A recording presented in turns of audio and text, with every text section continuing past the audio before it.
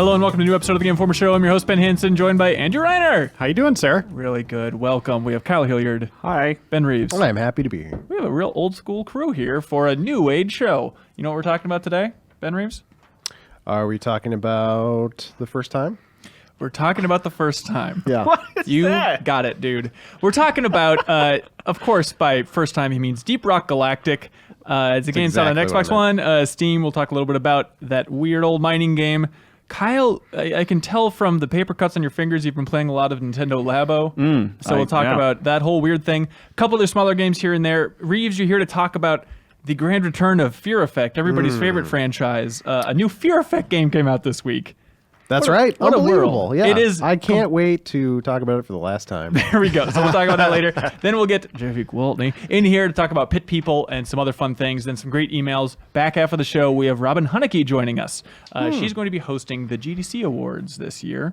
Robin Hunicke, she worked on Sims, worked on Journey at that game company. She worked on Boom Blocks. She was a producer on Boom Blocks, working close with Spielberg. Steven Spielberg's genius game. Oh, did you remember to ask her about that? Oh, don't worry. I asked her about Spielberg to an obsessive degree. So there's some Awesome. fun old Spielberg stories in there. Maybe like the deepest I've ever heard anybody go on some very like weird, intimate details that she put in Boom Blocks due to Spielberg. Hey, wait. Yeah. Can I ask one question? Please. Did Spielberg ever even see the game? Yes. Oh, He yeah, did. okay. Absolutely. So stay tuned for that. So she was at EA for all those years. And she said that there was a complaint box at a certain point for EA employees to submit their complaints about the company. The number one complaint about EA, I promise no one can ever guess, but she reveals it in that interview. It's quite fun. Also, just on the Spielberg note, she talks about what she's working on now, which is with Phenomena, working on Watam with Keita Takahashi, the creator of Katamari Damacy. Oh, cool. And she talks about like the overlap between the vibes and the creative output of Takahashi and Spielberg, which is a very fascinating discussion.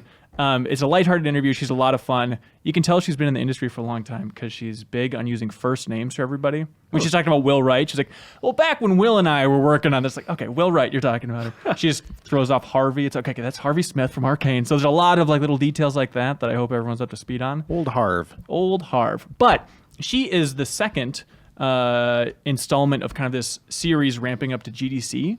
So if you notice a lot of the interviews coming up on the show or in the past of the show, they've been they touched on GDC for a little bit. It's this really cool opportunity where GDC is the Game Developers Awards, Game Developers Conference, I should say. And somebody reached out to us from GDC and said, hey, here's a list of every presenter at GDC. Do you want to interview anybody on the show? And that's just a godsend. And so it's just sorting through hundreds of people to be like, who haven't we talked to on the show? That'd be interesting. So there's some fun stuff coming up, and I hope you enjoy it. Hey, for now, Andrew Reiner, Deep Rock Galactic. Okay, co-op mining. Here's my pitch. If I'm in the boardroom, right, it's a whiteboard, and I go up there and I write Destiny plus Red Faction. Wrong. Okay, how would you describe it? It is more... Red Faction is accurate. Like, so that element is you're tunneling through caverns, right? Yeah. Like, you can chisel your way through anything with a pickaxe, which is very cool. So you're plotting your own course in these caves to a degree. But beyond like the Minecraft angle, like it has a cool look to it, and you can even blow stuff up. Yes. Which I guess you can in Minecraft as well, but it feels much more Red Faction-y than Minecraft. Yes, it does. It reminds me of that. There's no physics. I guess that's the one thing that's missing. Stuff isn't toppling over. Right. But you are making big holes with explosives, which is so fun. more Red Faction 1. Yeah, right, yeah. The proof of concept version. But it is a 4-player cooperative game where you are going into the mines on an alien planet. You are a group of dwarves. Of course. They love mining, apparently. Why is that? I don't know. Reeves, do you Did understand they the do history that of in dwarves? Snow White? Were they miners? Yeah. Yeah, absolutely. They were whistled while they worked. Because they're shorter to the ground, so they're obsessed Oh, with that anything. Tolkien was Yeah. a genius. Yeah. He did not write Snow White. All right. Oh, that's debatable. Little known fact. Don't get Reeves started on this conspiracy theory. 4-player cooperative game like Red Faction. You are in these mines to get rare materials, minerals, gold, different alien type of elements that you can use to level up your gear, buy new stuff. One of the things you can buy is beards. So if you want a cool beard for your dwarf, you can do that. How many variations on beards are there? There's Well, one. let's say There's only one right now. we have 3 on the podcast right now. Yeah. Technically Yeah. 4, so I'll say a so a hell of a lot. lot. But there's only one you could buy right now. But here's the thing. The game is still in early access on PC or game preview on Xbox One. So I hope they add like dozens of beards. Oh. It seems like it's really missing that element. Can't wait to buy the Kyle Hilliard beard. The Scraggler, they call it. The Scraggler. But these mines you go into, or these caves you go into, are mostly pitch black. Sometimes there will be like a geyser of lava that will shoot up and illuminate a corner for you or something. But you're throwing flares, and it really kind of has that element of you feel like it's a little suffocating when you're in there. It's a little mysterious as you're kind of wandering through this area. You start to lose track of where you've been. Oh, yeah. Because there's a lot of verticality. You know, every once in a while you go over a cliff, and then there'll be a little alcove underneath it, which leads to another little tunnel. Thank God you have a grappling hook, which is very sweet. That helps you get around. Also, you'll see like a stash of gold up on the ceiling, and you'll be like, okay, I'm going to grapple up to that and chisel away at it. You are set to collect a certain amount of things for your mining company. So they'll want you to go in and get 200 of one type of element, right? It's like mission based. Yeah, or like go find these 10 mysterious eggs. And the eggs are all like in walls. None of them are ever just lying around on the cavern floor. So you have to find, like, look for these little pulsating red dots on the wall, and then chisel into that and find the egg in there in that kind of area, right? It's very cool. Like, I've gotten into the wall looking for something and felt like I've kind of lost, like I've been going up and down and all around, and it's like, I'm now stuck in the wall. Which way's out? Can someone help me get out of here? But you were... Is there? Do you die? Is there a threat? Yeah. Oh, yeah. Are So there here's the enemies? thing. So as you're in these caverns, there are these spider-like creatures, plant-like creatures, these alien life forms that are all hostile. And they are coming after you. And every once in a while, your director of the mining company will be like, we've detected a swarm. It's heading your way. When that happens, you get the team together, all four of you together, and it's kind of like a horde mode where you're just kind of holding your ground, hoping you survive this, no one dies. You can revive them if that happens, but it becomes frantic. The gunplay is excellent. There's 4 different classes of dwarves. One starts with a minigun. Another guy has like these drill arms, like 2 drill arms, so he can very like cool. drill That's through cool. caverns faster. Like a Big Daddy kind of look. Yeah. Yeah, but more like a very short daddy. yeah. And then he also got a Stout flamethrower, daddy. which is very sweet. Oh, that sounds How does good. that help you dig, though? Well, It doesn't help you dig, It doesn't hurt. but it will It can melt make the those rock. bugs pop like you wouldn't believe. So the spiders want your rocks? That's what's happening? yes, wanna- Reese, what's confusing about this? Even I sorry. got that. I've never even seen this. Yeah, I think they want to eat you is the thing. But really fun cooperative experience where you're constantly talking to your teammates about where you're going, what you're doing. When the swarm comes, it's like, okay, do we have enough of this material to call in a supply drop, which will give you, that's the only way you can get more ammo. So And there it could be falls times through the cave? yeah, it drills through Oh, the okay. surface down to cool. you. It is really cool. And then once you get your materials, you have to escape. And then that's where, like, again, it kind of has that swarm mentality where bugs are crawling out of everywhere. You got to get back to the surface. And trying to remember how the hell you dug Exactly. a hole to exactly where Yep. you are. And you've got like a couple of robot buddies. One of them sounds exactly like BB-8. I'm License surprised they infringement. haven't been sued yet. Yeah, It's absurd. It is BB-8. Yeah, it is 100% BB-8. But I'm super addicted to this game right now. I think it's really fun. We have a great team here at Game Informer playing it, and I can't wait to see. I'm in that kind of moment where it's like, do I want to stick with it because it's in game preview? Yeah. When I know it's going to be more robust and polished. It already shows a lot of polish right now, but it'll be even better by the time it actually comes out. Or do I just, because I like playing it, keep going with it? Yeah, it definitely seems like a great foundation to work off. It's very easy, just a lot of new missions, a lot of new equipment, like you're saying, stuff like that. Like on Steam, I've had a tough time getting into public matches. There's a lot of people playing private matches, but for public games, I've been having a challenge so far. But if you have a group of friends, it seems okay. But it's definitely one to keep your eye on for when it goes 1.0. It seems like it could be a really good time. Like once you get into gameplay, it feels like it's done. It really does feel like it's polished. I don't know what else they're going to add to that experience. But I think it's $24.99 if memory serves me correctly, and it's totally worth it. Like, Yeah. we've been having a blast with it. Matches last anywhere between like 30 minutes up to like even like an hour, 15 minutes we had on one where we were just continually spelunking, going deeper and deeper and deeper. No Way Out. It's very cool. Deep Rock Galactic, everybody. Sounds cool. There we go. Oh, gosh, we forgot to mention that we just posted a special edition of the podcast from Fulton Brewery, where we celebrated Game Informer's 300th issue. We should talk a little bit about that event. Thank you to everybody that came out. Thank you to everybody that watched the stream. We even appreciated that, or listened to the podcast.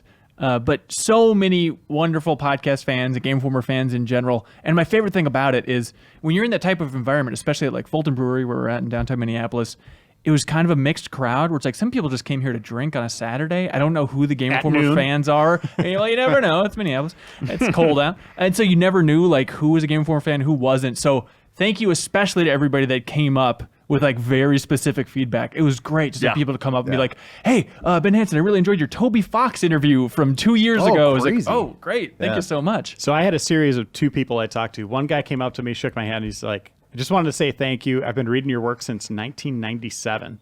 Wow. And I was like, oh my God. Like, that's crazy. Why did you keep reading? Yeah. Have you read my stuff? The next person, 1996. Wow. Knew the very first issue I worked on, like had all that data, and I was just like, this is crazy. And then you put your hand to the 1997 guy's face and pushed him off to the side. Not wiping my butt with you. You're not important anymore. I've been reading since 1995, by the way. Just give you a heads up. Bump that raise up. Yep, that's right. Yeah, thank you again to everybody. It was a lot of fun. It was like the cool. perfect size community for interaction, but yeah, we filled up that place. It was pretty wild. I talked to some guys. Yeah. They had just come from like a wine and cheese show at Target Field or a wine and food show and like drank a bunch of alcohol, and then they're like, oh, we're going to follow that up by coming over here to the Game Informer party. Wait, So were they Game Informer fans? They were Game Informer fans. They came Okay. intentionally. But I'm like, man, you just spent like a whole like 4 hours like drinking beer at this festival, and now you're following it up by Game Informer. All right, good on you. I thought you were going to say we needed cheese. We was did one need thing cheese. that was missing. one thing that was lacking. we got a lot of complaints For about the next that. 300th issue, we'll have I cheese. think so. Kyle, it's funny. I remember the podcast before. I think it must have been last week's where I was talking about like, oh, wouldn't it be fun to like rotate through Game Informer editors just like rapid fire on the podcast? Oh, and I realized yeah. that's ultimately what That's the what it stream was. was. Except instead of just editors, we also had the old timers. We had Ryan Vore and Tim Turry and Adam Beeson are on there. Yeah. It was just so much fun. Well, Miller still works here. Helgeson, Does he? the other Matt, stopped by. Oh, he No. killed me that Helgeson wasn't on that. He was at the event. Yeah, he was and later. It was great to see Yep. him. But yeah, definitely want to get him back on the podcast at some point. But speaking of Matt Helgeson, Nintendo Labo, Kyle, you went out God, to... you are just the king of transitions. I do what I can. So you went out to San Francisco to play Nintendo Labo? Yeah. What is that? This is for the video watchers. This is my certificate of completion that I did their Labo training or something. Did they have like? Did I they just have a wanted to cutesy- display it so you guys know that I'm an expert. Oh, I think is what I'm going Pretty for. good. Okay, so you went out to San Francisco. Yeah. And did they call it the lab? Any like cute presentation? It was just a cluster. It was at an art gallery, and they didn't have like a cute name for it or anything. But they kind of had us set up, and they walked us through like all 3 of the elements of Labo, like the creating, the customizing, and then the actual like playing with Destroying. them. I did try to do a little bit of destroying, but they didn't for some reason they didn't set that aside as a separate part of the event. I don't know why. Most importantly, though, you weren't going there and assembling by yourself. No. This is interesting. You finally had an excuse to rope in your daughter. That's right. Yeah, my daughter came with me, and she helped me play with Labo, I guess you could say. And when Nintendo offered, they're like, "Do you want to bring your kid?" I thought they were like half kidding. Like I was like, I guess. Turns sure. out they were full kidding. Yeah. So she was one. She was probably the youngest there, and then there were like maybe like 6 or 7 other kids there. This is the one example, one time where I want you to talk about your daughter. So how old is she? She is 6. Okay, and Yeah. what did she think of playing with Labo? Was it too complicated for her? No. So the first thing we did is we built the RC car, which is like, let me see if I can describe these. You've seen them in the commercials and stuff. It almost looks like a bug with like a bunch of legs, and you put the 2 Joy-Cons on each side of it. So we built that first, and that was like the simplest one. Okay. And all she wanted to do was color it. Like that's all she wanted to do. Like she put it together, and I helped her a little bit, but mostly she did it on her own because it was simple enough. The instructions are cool. I like them because it's basically you're watching like a video of how to put it together. Yeah. But if there's like a next and a back button, but if you kind of slide the next button over, like stretch the button out on the touchscreen, it actually fast forwards, which is nice because it has like literally every step where it's like fold each crease, like pop it out of the thing, fold each crease. And the first time you do it, you do kind of go step by step, but I pretty quickly figured out it's like, oh, I just have to fold everything. I have to pre-fold everything. So it was nice that you could fast forward pretty easily. Did it give you like a Lego level of satisfaction to put that stuff together? Yeah, I think so. I think that's comparable. Like especially when I got into like the RC car was really simple, and it was like just a couple of folds and then a couple of slots in, and that one took like, I don't know, like 10, 15 minutes or something like that. And then they had all kinds of pens and pencils and like googly eyes and feathers and stuff. So all the kids were super into like really creating it. Like I wasn't. That super stuff coloring doesn't it. come with the kits, though, right? No, but they are going to sell like I was asking about Oh, this. no. They're going to sell like creative kits, and I asked, are there going to be like Nintendo branded markers in there? And they said no, that it wouldn't have markers, but it will have like tape and stickers and stuff like that. And and I don't even know if it's going to have like Nintendo stickers in it. Well, in the images they released, they definitely had examples where it's like Wario's eyes, Mario's eyes, Inkling eyes. Okay. So it's like very that stuff lightly will be Nintendo in there. themed. Yeah. Okay. Cool.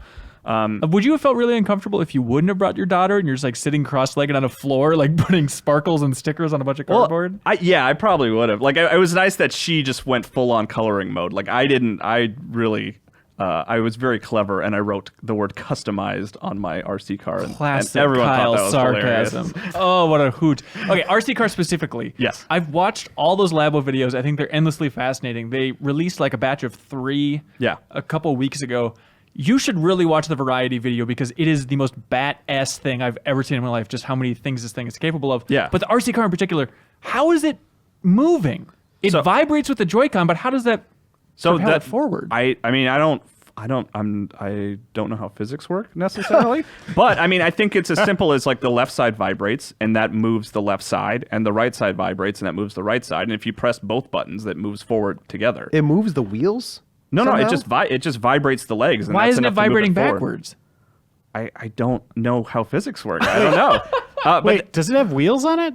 no, it's just. Why are you calling it a car? That's what they call it. It's an RC car, is what they're calling it. Okay. It's the RC car Labo. It can go backwards if I you don't put know. it on a downward slope. Is that right? Yeah. It can also fly. That's if you how chuck physics it. works. But then, and the other, so that's like neat. Like that's just a nice little showcase of how it works. But then like there was like a button on the screen where it kind of like it opened a panel and there were all kinds of more options. And the IR camera actually becomes a display, and like it feeds the display to the screen. So and it's like night vision basically. That's sweet. So you can it was weird that they suggested this to all the kids, but they were like, yeah, you guys could use it like a night vision camera to spy on your parents at night. What? Watch them sleep. It'll be funny. Yeah, maybe These don't are do kind that. of the kind of toys Tony Stark made when he was like 6. Yeah, I guess. Yeah.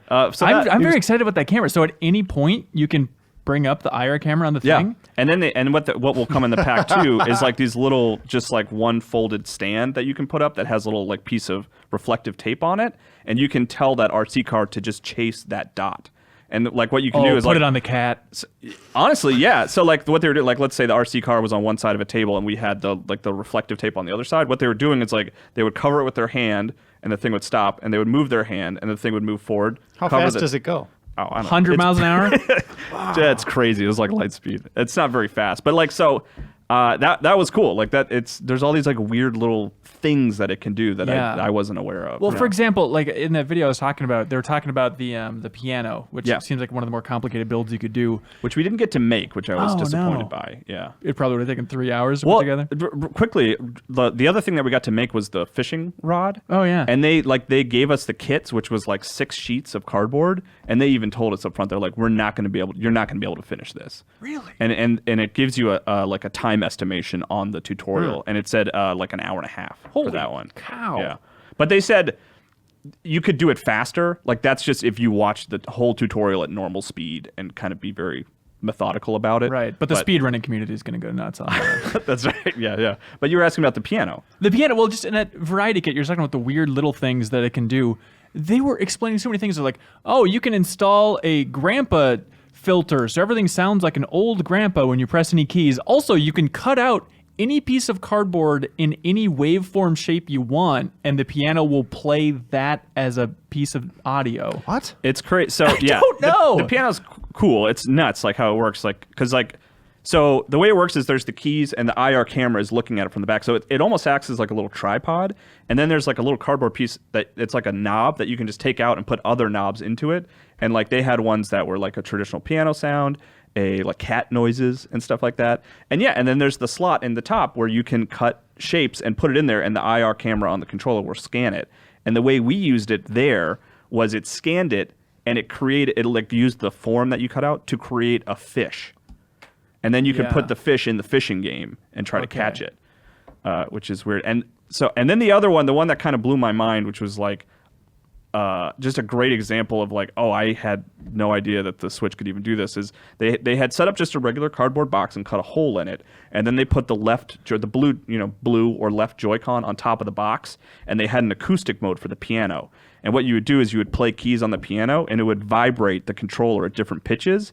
And they had the box set up there that was just laying on top of the box to sort of amplify the sound of the controller vibrating at different pitches. So you can turn a cardboard box into a speaker thanks to a Joy-Con. Yes. What the is happening? Super weird. This is witchcraft. It is. Is cardboard one of the like greatest technological advancements of humankind? Well, Is that what's happening? Forget the information age. We're now officially in the cardboard, cardboard age age. of Yeah. human Oh my existence. I mean, that was the thing that just kind of blew me away about it, was just how toy-like it is. Like, I don't know how much of a game it's going to be. Like, I played the fishing game and it worked well, but I Kinda don't like mediocre mini games. What'd you catch? I don't know. I don't even remember. It was Black bass? Nintendo assured me it was the biggest Salmon? one that had been The caught flu? all day, though.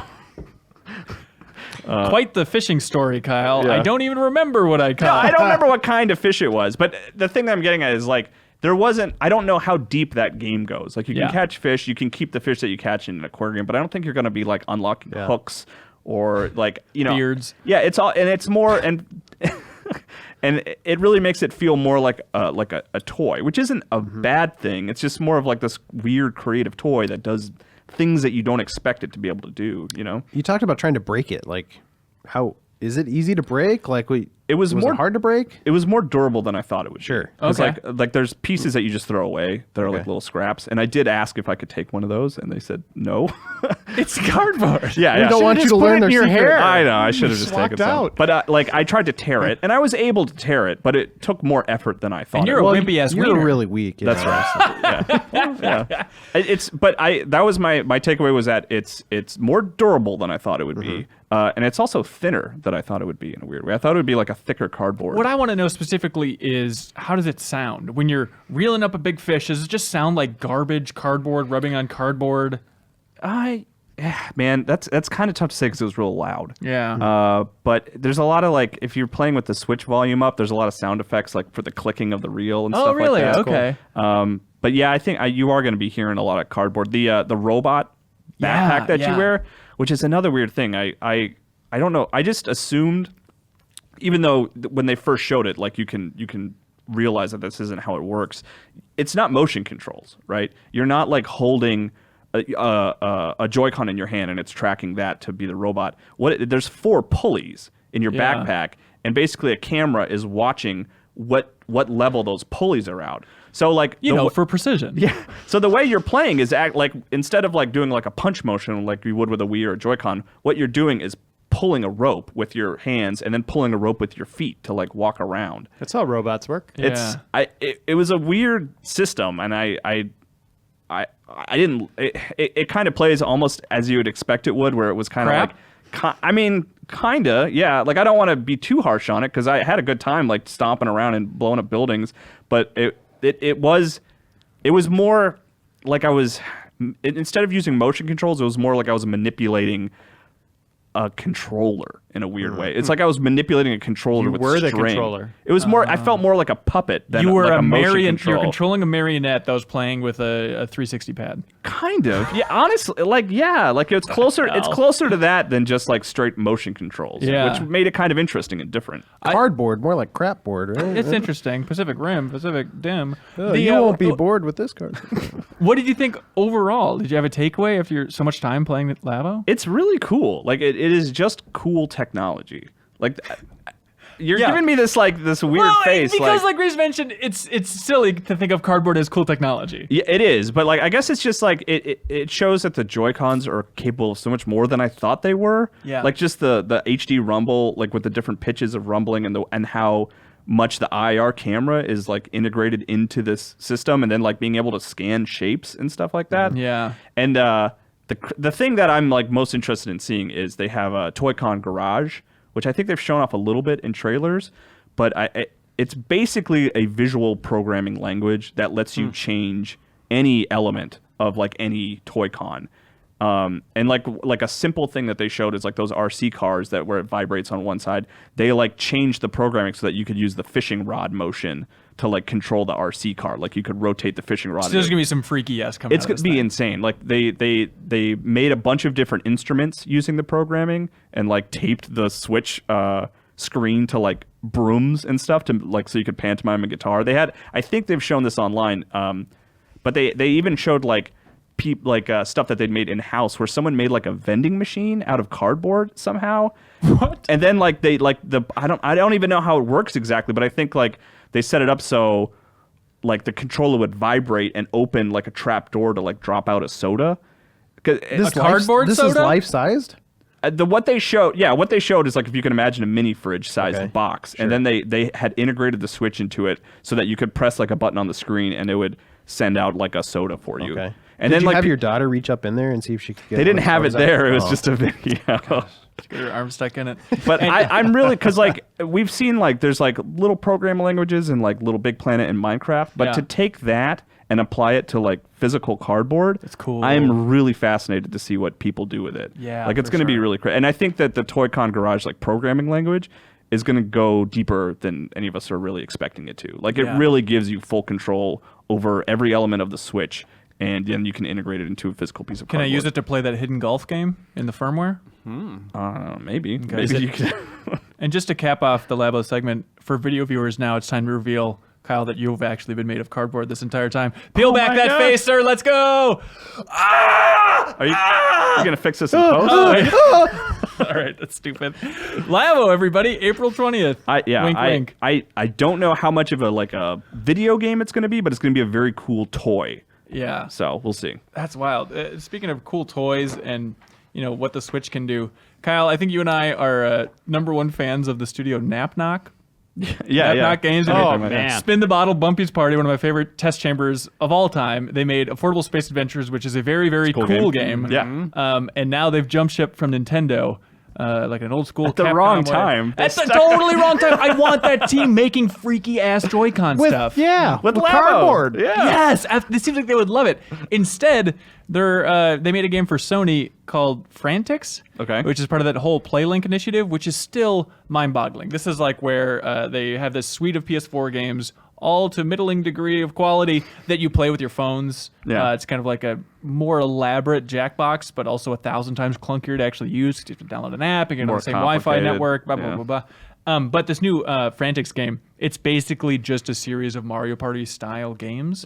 And the presentation's awesome from that studio. Like it's all looks like claymation, and they do a really good job of like leaving fake thumbprints and all the characters, or maybe they scanned in real thumbprints. I don't know. But the actual core of it, I played a little bit with Leo yesterday, and then went home by myself like a total loser and played some solo Mario Party equivalent.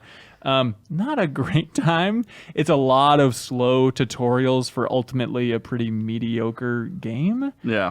It's just ties into this larger theme of like, why is Sony paying for these PlayLink games and then not talking about them in any way? Like, I feel like it's somewhere in Sony, they're like, oh, this is for a mass audience. This will be Yeah. great. And then they make it and don't talk about it, and then no one plays it, and then they move on. Maybe none they're of being these- none of these- blackmailed.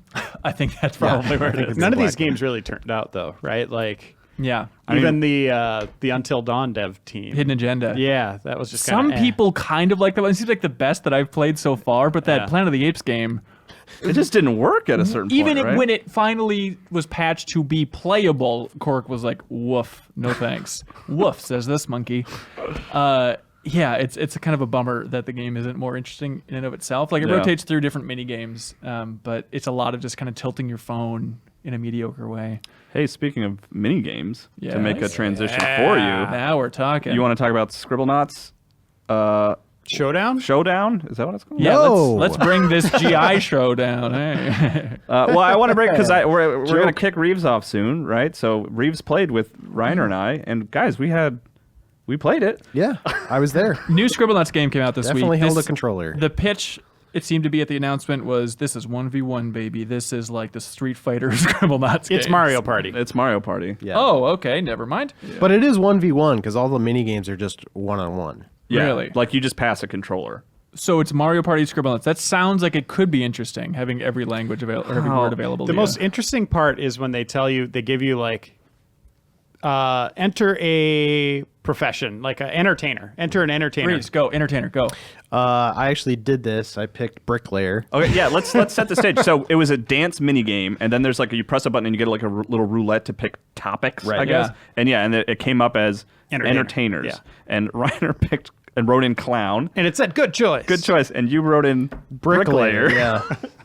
And Reiner got bonus points for that. But Yeah. I still won the game because apparently I'm a better dance artist. Yeah. What is But the it dance? brought That's up- what they're called, right? It brought up, just like Scribblenauts, it brought up a clown and a bricklayer Yeah. Yeah. as our characters for the dance party. And then it was Which is kind of neat. Then it was a mini game of just like pressing up and down and Dance left. with a controller, Yeah, basically. yeah. So it's Scribblenauts formula. You bring in objects, and then it's just kind of like a mediocre mini game starring that object. Yeah, I mean, there was another one where we were racing, like, and we were riding these buggies, and it said, and the thing that got picked for us was like sports objects. Yeah. And all, like, you wrote ball, and it got you basketball, and I wrote javelin, and then we had to carry, I had to carry a javelin, and you had to carry a bunch of basketballs, like, to the end of a finish line. Yeah. It doesn't really impact the game itself. It's Yeah. kind of more just like a visual treatment. Like whatever you write in there is somehow incorporated into your Okay. character. I mean, there was or what one they're where doing. there was But a one where lot of motion, like mini Yeah. games. Like Okay. chop trees, stir Yeah. a pot. I feel like I that got- hasn't been done too much for the Switch. I other got a than, little bit 1, of like 2 a Switch. WarioWare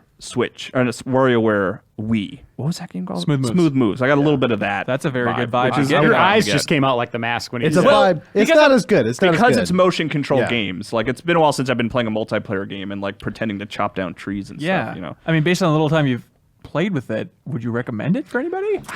I would. Kyle, I don't it's know. entertaining. The thing that like sort of underwhelmed me about it was that like when you write in words that are integrated into the mini games, it doesn't really seem to be a huge factor. Yeah. Like, he got bonus points for having a clown instead of a bricklayer. That's a huge factor. But I mean, Reeves just ended up being the superior dancer and right. won. I had dance clown artist. shoes. Yeah, and there was. But you could have written like Cthulhu there. I think, I think so, yeah. And he just Cthulhu would have been there, I guess. I guess that's okay. He can't even dance. He doesn't have feet. It feels just like a minigame collection with this, like, there happens to be this element of it where at the beginning of each game you can write in anything you want. Did Fifth Cell make it? I don't think they think did. so. Oh, really? But on that recommendation Drama. The art's good. question, Yeah. there is like a mode that is kind of more like traditional Scribblenauts. Oh, I interesting. don't think it's like super deep. It looks like there were like 3 or 4 levels where you just kind of walk around and you can solve puzzles with people. So if like you really miss that core Scribblenauts game, there is a version of it here. It's also on your phone for much cheaper. Yeah, that's true. But yeah, the mini game stuff was kind of underwhelmed me a little bit. But I mean, there's still that interesting element of Scribblenauts where writing a word and it just like always appearing is weird. Still and pretty cool. impressive. And Yeah. so it's like Switch, PS4, Xbox One.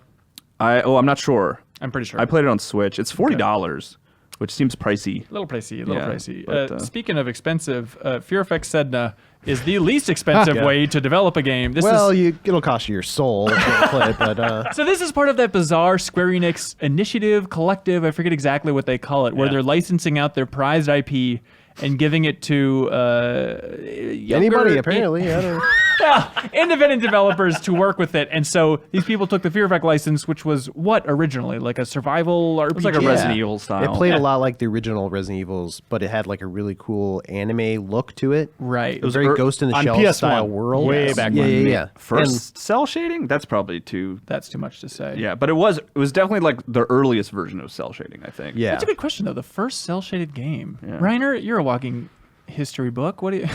I mean that with all due respect. Boy, I don't know. 13. Cell damage? Yeah. That was PS2. I know, right? this was with you. So Fear Effect among the first, if not the first. Yeah, it was very early. It Right. looked really cool, I think, for the day. And even like I went back and looked at old videos for this review, and I'm like, actually, it still kind of has a very interesting visual style. Okay, but now it's not that. It is not that gameplay wise. They're going off of like the same story, so they're following the same characters and writing I think it's a sequel. It doesn't really tie into the original story at all. Okay.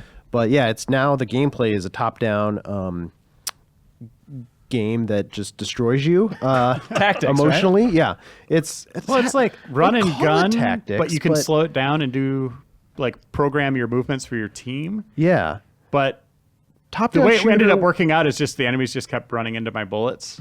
Yeah, you can pause the game whenever you want and issue commands, but there's no point in doing that, I found, because the gameplay is so slow that way that it's just easier to play in real time and just shoot dudes, take cover, shoot people. The AI is really stupid, so usually I could like hide and let my AI companions just take out the enemies for me. Yeah, you can use stealth too. If You can use go stealth. in undetected. I write about all the problems in my review, but like I had moments where I was stealthing through a place and an enemy popped out right in front of me. So, and then also your like movement speed is so slow that you can barely overtake people as they're walking. So most of the time you try to catch up with them and they turn around right as they get to the end of their routine. What? Yeah, I don't recommend playing it as a stealth game. I don't recommend playing it as an action game. Why did you give it? Why did you give it an 8.75? I was just a big fan of the original What was the world. score? I gave it a 2. 2 out of 10. It's Yeah. almost a 10 minus 8.75. Reeves and I bonded over this game, Yeah. by the way. I we were both playing it like, I got to a puzzle and it's like, I have no idea like even what the logic of this puzzle is. Yeah. I had to play it for review. I'm actually impressed Reiner played it for, I don't even know why. Why did you play this game? I'm just a big fan. Reiner ended up in a point, like the very first puzzle where it bugged out on you, right? Yeah. And I had then to reset and then I got through it. I had But a- the second puzzle I got stuck on then. I had a problem later on in the game where a different puzzle bugged out on me and I couldn't beat it. So I had to reload that level and do it all over again. Woof. And all the puzzles are different, but they don't really tell you how they work at all. This is such a bummer because I think that idea, the initiative from Square, is really cool. I love it, Of yeah. like, we have this pretty substantial amount of IP just sitting around. Let's try and work with younger teams or newer teams Right. and make something cool. It just sucks that now this is the number one pillar or example of their work so far. It's It really went sad. to- I liked that original property. I remember playing that game and liking it. And I know nobody sets out to make a bad game initially. I assume they just didn't have enough money or didn't have enough time, or maybe the team was too small. But the product they released is not good, and nobody should play this. Like, it's sad. It went to Kickstarter, right? Yeah, and it came out on Kickstarter, so they earned Puzzling that enough it was money. like Square Enix is a publisher, yet it went to Kickstarter. Maybe Square should just, instead of this initiative, which who knows how it'll go in the future. I hope better things for Gex, wherever the hell they drag out from the pits of hell. But just make everything a Go franchise. Just make Fear Effect go. Just make Gex go. That would fit. Those are fun games. Vagrant Story go. Just keep it rolling. Final Fantasy Go. Yeah, I'm surprised they haven't done that. Honestly. that's got to be in the pipeline somewhere. But 2 out of 10, don't play. Yeah, I did spend about like 5-10 minutes on Slack talking to Kyle, trying to convince him to play it because I thought maybe is his kind of. I do game. like the Yeah. original Fear Effect. I like that game. I think there's something to it, Kyle, where you might kind of dig it. Honestly. You should spend yeah. a lot of time with it, Kyle. I mean, I in your review you said you didn't even realize you were fighting like the end game protagonist or antagonist. Like Yeah. you didn't even know who the antagonist was Right, until you were until you fighting beat him it. at the end of the game. Mr. Sedna himself. What does that name mean? Oh, good question. I actually don't know. After playing the game, I think that was the bad guy. yeah, the name of the bad Sedna. guy is Sedna. Yeah, spoiler. Oh God! right. Wow! All right. So cool. I'll check it out then. Oh yeah, perfect. I Yeah. got a code for it. That's such a good recommendation. You should give Kyle a high five about Oh. it. JV Galdi, welcome to the show, man. Hey, Dan. What's up? Oh man, I'll tell you what's up. Pit People. Yeah. It's a weird name. So this is the game that was called the fourth game, Game 4 from Behemoth for years and years and years, and now it's finally out. Pit People. It's been early access for a while, right? Yeah, like a year. Okay, Yeah. so this is the team that brought us. Who can forget? I mean, this is the team that created Newgrounds, too. Like, Tom Fulp was, like, one of the founders of Newgrounds, that Flash site. Oh, interesting. So, yeah, they didn't create Flash games, but they were, like, one of the biggest names in Flash games for a long time. Yeah, and they've definitely carried that look moving forward. But Kyle, help me out. Alien Hominid. There we go. Right? Yep. Which is Castle maybe Crashers. like one of the first legitimate indie games, if we want to get really fancy about it. Interesting. Castle Crashers. Castle Crashers, and the last one that I can never remember. Battle Block Theater. Battle Block Battle Block Theater. That's right. And so this is the turn-based strategy game. It's fun talking about Into the Breach last week, and now we're talking about Pit People. Vaguely similar concept of we want to kind of simplify tactics a little bit. Pit People seems to go to a much simpler degree Oh, than God, Into the yes. Breach. So what do you think of the game so far? It's definitely one of those games where, like, the gameplay itself feels like it's more like a vehicle to get to something else. And in that really? case, it's like the humor and jokes here are really good. Like, it's sort of that Monty Python brand of humor where it's just, wacky and all over the place, and some of it doesn't make sense, but it's still really funny. Oh, really? You like all that? Like, I love it. Like, the strategy system is fine. It's robust. It's kind of unique because it's a hexagon sort of board. and you're moving units, but you can't order them to really attack another single unit. They auto attack. Yeah, they auto attack. So you'll have this issue where like, okay, you have 2 enemy units, right in front of you, and you move like your archer into, their range. They'll just randomly fire on one of them, and that creates sort of an unpredictability bit that can be exciting sometimes, but is often frustrating. Like, for example, one time I had an archer fire on an enemy that was standing next to the enemy I wanted to target, but that enemy died, and it happened to be one of the units that explodes upon dying. No. So it did this huge area damage attack that like damaged 4 of my foes. So that was kind of cool. And you'll often run into stuff like that, but it can be frustrating. And it feels like so much of the strategy isn't actually on the board. It's in preparation because you get to dictate what your party is made up of. And their equipment and everything. Yeah. So for example, like you can have like, if you want just 6 dudes with swords, that's a really bad idea. But it's you usually want a healer, and there's other choices you can have. Like if you want a big Cyclops kind of monster that is a bruiser kind of class that can do a lot of damage, it takes up 2 slots instead of 1. Interesting. So a lot of the strategy in the game is actually in preparation, and that can be frustrating because in the story missions, there are some missions that are like, they have special objectives. Like one of them, you have to murder an entire retirement home filled with cupcake people within 10 turns. Jesus Christ. And it sounds awful, but it's really funny. Because like one of your antagonists, his name is Jerkimedes. It's pretty good. Okay. Yeah. And it's Hanson really likes subtlety, so he's turned off. Yeah, you're right. That's why I don't like Shape of Water. But no, so like I started this game as well. It is. It's bonkers. It's obnoxious to a high degree. Like the announcer is overbearing. The characters all sound just like Canadians in South Park. Yeah, they do. They have that sort of Terrence and Phillip kind of talk. But right? if they were speaking Simlish, Yeah. it is grating to the point. Grating's maybe my viewpoint on it, but to the point of like even like the main hub area, the main town. Every building's like jumping around like it's made of jello and it's in a silly symphony. It is just so overbearing. Yeah, and I don't think I mind it that much. I could definitely like see how it would be, but like as someone who like grew up with sort of that aesthetic and played like Flash cartoons on Newgrounds all the time. And you're just kind of generally obnoxious. Yeah, exactly. Yeah. I'm super obnoxious. But it doesn't bother me. There are definitely some parts where I'm like, oh, okay, that's an interesting choice. Like, for example, at any point when you're roaming the world map with your carriage, you can press Q on your keyboard or whatever button on your Xbox, and you can poop. You can make your noble steed poop. So, game of the year sort of stuff there. It's like Metal Gear Solid 5. Yeah, that's what I'm Fancy feeling Pants it. stuff. Yeah. I'm feeling it now. Yeah, suddenly Reiner's interested. He's really into it. Something that I didn't expect starting it up is you have an option of permadeath. Yeah, you do. That's a choice you can make if you want to hate yourself. Is that the way to go? No, absolutely not. Because like in other games that I like, because I love permadeath, but like there's a level. World does as well, right? Oh boy. But like XCOM Technically true, I and guess. Fire Emblem, like What? those games that have permadeath that I like, you have complete control over your unit's actions. But to introduce a permadeath in a game where like there's an element of unpredictability and like how your unit is going to react to something, and it doesn't have anything to do with like, oh, they've been hit with like a status ailment or something. It's just that's how the game works. That really bothers me. It feels like it's so weighted against you to the point that it's unfair, like from the very beginning.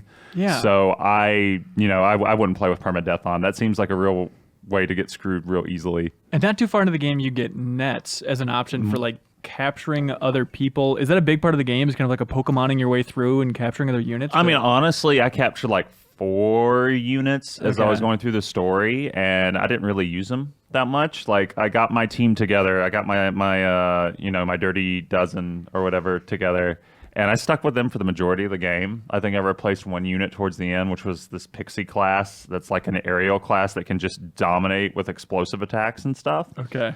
But, on the whole, it didn't... There are an abundance of systems in Pit People that seem superfluous. Like, it's meant to wow you in a way, but you don't ever really have to use them. Like, for Okay. example, all that equipment stuff, most of it's cosmetic. Like, the armor and stuff, it doesn't really add anything. It feels like it's just like, oh, here's a goofy hat. Right, Which, that's right. cool for customizing your characters, but it's just the way they present it, that it suggests that it's going to be, like, more involved than it is. Yeah. But it's not really. So overall, maybe not as tactical and as intelligent as Into the Breach, Yeah, but I was talking with Miller with this like 5 minutes before I came down to record this. It was real hard following up Into the Breach with Pit People in terms of like what I was playing, because it was like, oh, this is not nearly as involved as Into the Breach. But that's kind of unfair because Into the Breach is just so good. Yeah. Like it's really damn good. Like it's one of the best strategy games I've played in a long time. Wow. So, Pit People, which has a robust strategy system, it's fine. It makes some interesting decisions that don't always play out. But it's still a fun, solid game. I dug it. Okay. Yeah. You also played a new game from a company called 3D Realms. Wow, I've never heard of them. Renner, have you heard of this group, 3D Realms? They came by the office, and it's one of those things where it's like, hey, 3D Realms is coming in. It's like, I don't know what that means. Is Duke Nukem going to walk through the door? Is John George St. John? Yeah, is it George Broussard? Like, I have no idea who 3D Realms is at this point. So, who are they at this point in 2018, and what are they making? Okay, all right. So to back up for a little bit, Please. for viewers and listeners who don't know, 3D Realms was the developer who brought us like Duke Nukem 3D and Shadow Warrior, basically a bunch of the shooters that were responsible for making the game industry go from, like, say, Doom clones to first-person shooters. Like, they were the ones who really branched out that genre to something beyond Doom clones. Some old Texas boys, right? Yes. Okay, the Texas first-person crowd. Yeah, and so Iron Maiden, for a long time, they started making, like, 3D games and publishing games. Like, they actually produced the first Max Payne was another thing that they did. Wait, what? What Yeah, way back when they produced the first Max Payne. do you mean produced? Well, I mean, that's just what it says. They produced it. But Remedy designed it? Yeah, Remedy designed it and developed it. And I'm not sure. I don't think they it must have published been it must have been the same role as like a producer on a film where they just helped, right? I guess. Oversaw it. Oh, that's bizarre. Yeah, Okay. yeah. It's not published. It's produced. It was interesting. But they did a bunch of stuff after like Shadow Warrior and the Blood that, it's kind of little stuff. And then Duke Nukem Forever happened. And, no one really likes to talk about the game. Well, no, it's Gearbox in theory. Yeah, that was Gearbox and 3D Realms. Okay. So 3D Realms, basically, they had a complete talent change. And it's a completely different company now. And they were going back and making. And they're going back and making the way that their VP, Frederick Schreiber, came to pitch the game to us was like, okay, so go back to 1996 and imagine that we never got games like Quake or Half-Life. Like, shooters never went 3D, and we just kept on going with, like, sort of these sprite pixelated shooter games like Duke Nukem. This is what you get. And the game is called Iron Maiden. Pretty good name. Yeah, it's a choice they made. And it basically plays like Duke Nukem, but with like starring a woman who's a bomb disposal expert and has like crazy weapons. Like one of them is a bowling ball, like small bowling ball that you can throw onto the ground, and it's a bomb that will home in on enemies and just make them explode. And it's just ludicrous and absurd. And So it's goofy. yeah, it's goofy. It's goofy all the way. It looks like it's from that era. Yeah, no, because they didn't emulate the engine. They literally they improved the build engine and then they made the game in it. So it's made on the same tech that made Duke Nukem. Why would they do that? Well, the way they said it is they felt like there is more level of craft in doing that. Like every weapon is like handcrafted and painted and this or that, and the world feels more reactive and it gives them more options with level design. Yeah. And they just really like the look of it. Okay, so Strafe was kind of going a slightly different thing, but it seems like kind of that throwback first-person shooter thing. Yeah. In terms of all the genres, it seems still relatively untapped for making old-school first-person shooter experiences. So does it feel like an improvement on that? Is it the Broken Age equivalent of this genre? Yeah, I was talking with Cork about it when we did the new gameplay today, because like I played those shooters coming up, but I was more of the generation that came after, like Half-Life and those sorts of games were my jam. But when I was talking with Cork about it, he says, "Yeah, this seems authentic. This seems better." So I enjoyed my time with Iron Maiden. I thought it was very fun. I didn't really like Strafe that much as a throwback shooter because of the roguelike elements that they introduced. Right. But this seems more like an authentic experience, like linear and really fun and goofy. And there are secrets everywhere, Of course. And all the world's very reactive. Like you can mess with anything you see, like control panels and stuff, and it'll give a reaction. Like you can shoot it or go over and press it, which I like. Of course, yeah. You Yeah. got to mess with toilets and stuff. Yeah, but right now they have the whole game's not out yet. It's a weird thing. They're calling it early access, but what it is it's a 3-hour campaign that if you pre-order the game, you get access to, and it's standalone from the main game. So you have like a 3-hour campaign that you can just play through that has some of the weapons and enemies. Disconnected from the main game? Disconnected from the main game. Weird. That- Okay. Yeah. Reiner, are you more? I saw you wince when he said it's not quite early access. Just Yeah, the idea of adding another category there. Well, it's early access used to mean something, and now it's like just a general term used for any type of release. Like A game could be beta, alpha, whatever the hell this is. It sounds almost like a Ground Zeroes. kind of Yeah. situation. Yeah, it's more like Ground Zeroes was Of how course. they presented it. Yeah. How bizarre! And you seemed to do an interview. You did. Was it with the producer? Yeah, it was the VP Frederick. Yeah. Okay. How would people find that interview? It's online at GameInformer.com. What should they Google? What should they Google? 3D Realms and the Art of the First-Person Shooter. Okay. I believe is what we titled it. And he's a passionate dude. He is so passionate. He's just like very bubbly and smiling all the time when he's talking about, oh yeah, I love eviscerating people in first-person shooters. It's great. No, Never he's real gets good. old. Like There we he's go. really cool. So Yeah. it's cool to see like we're almost moving out of like NES callbacks, Super Nintendo callbacks, and Yes. now we're kind of getting into that almost 32, 64-bit era With like Never Stop callback. Sneaking and stuff like Yeah, that. and this, I know this is like a little beyond like 64, but like it feels like we're kind of getting into that early 3D nostalgia now. Who's going you to know? bring back GoldenEye controls? It's gonna Right? happen. It's Can't gonna play happen. it any other way. Basically, I guess, what was that? Oh, the split screen game. Oof. Do you remember where like you don't have your own screen, you have to look and Yeah, yeah. screen sheet? Yeah. Screen sheet? Yeah, yeah. so like that's basically That kind of going feel, for that yeah. type of vibe. Yeah, but finally we're getting to the good games to be remade. I Yeah. agree, Reiner. I can't wait till like 15 years from now when everyone's just sort of doing their own versions of the PlayStation 2 games or whatever. And you're This just like, is- oh yeah, Beyond Good and Evil, Beyond Good and Evil, but not Right. Beyond Good and Evil. Throwback to Uncharted 1, the good one, damn it. The good one. That's be the bizarre. subtitle. That's weird. JV, that's awesome, man. Anything else you want to say?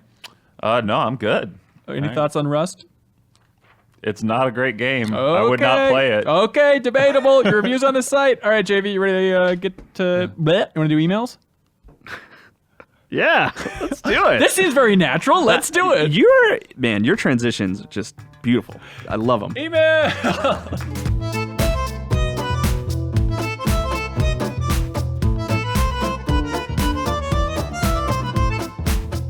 And welcome back to the Game Informer Show. I'm still here. We also have Ben Reeves back in town. What? Hey. The Ben's back in town. Everybody else is still here. Baby's got the Bens. We have a bunch of wonderful emails that people send into podcast@gameinformer.com. They sent in news stories they want feedback on the show, questions about the industry, questions about Game Informer's past, questions about Game Informer's future, questions about games, thoughts on games, game pitches, everything under the sun. Whatever you think will make the show better, podcast@gameinformer.com. We're going to read off some of our favorites and then all unanimously agree on what the absolute best email to batch is and then shift that person out something very nice, which I've never revealed anything that we've included in that.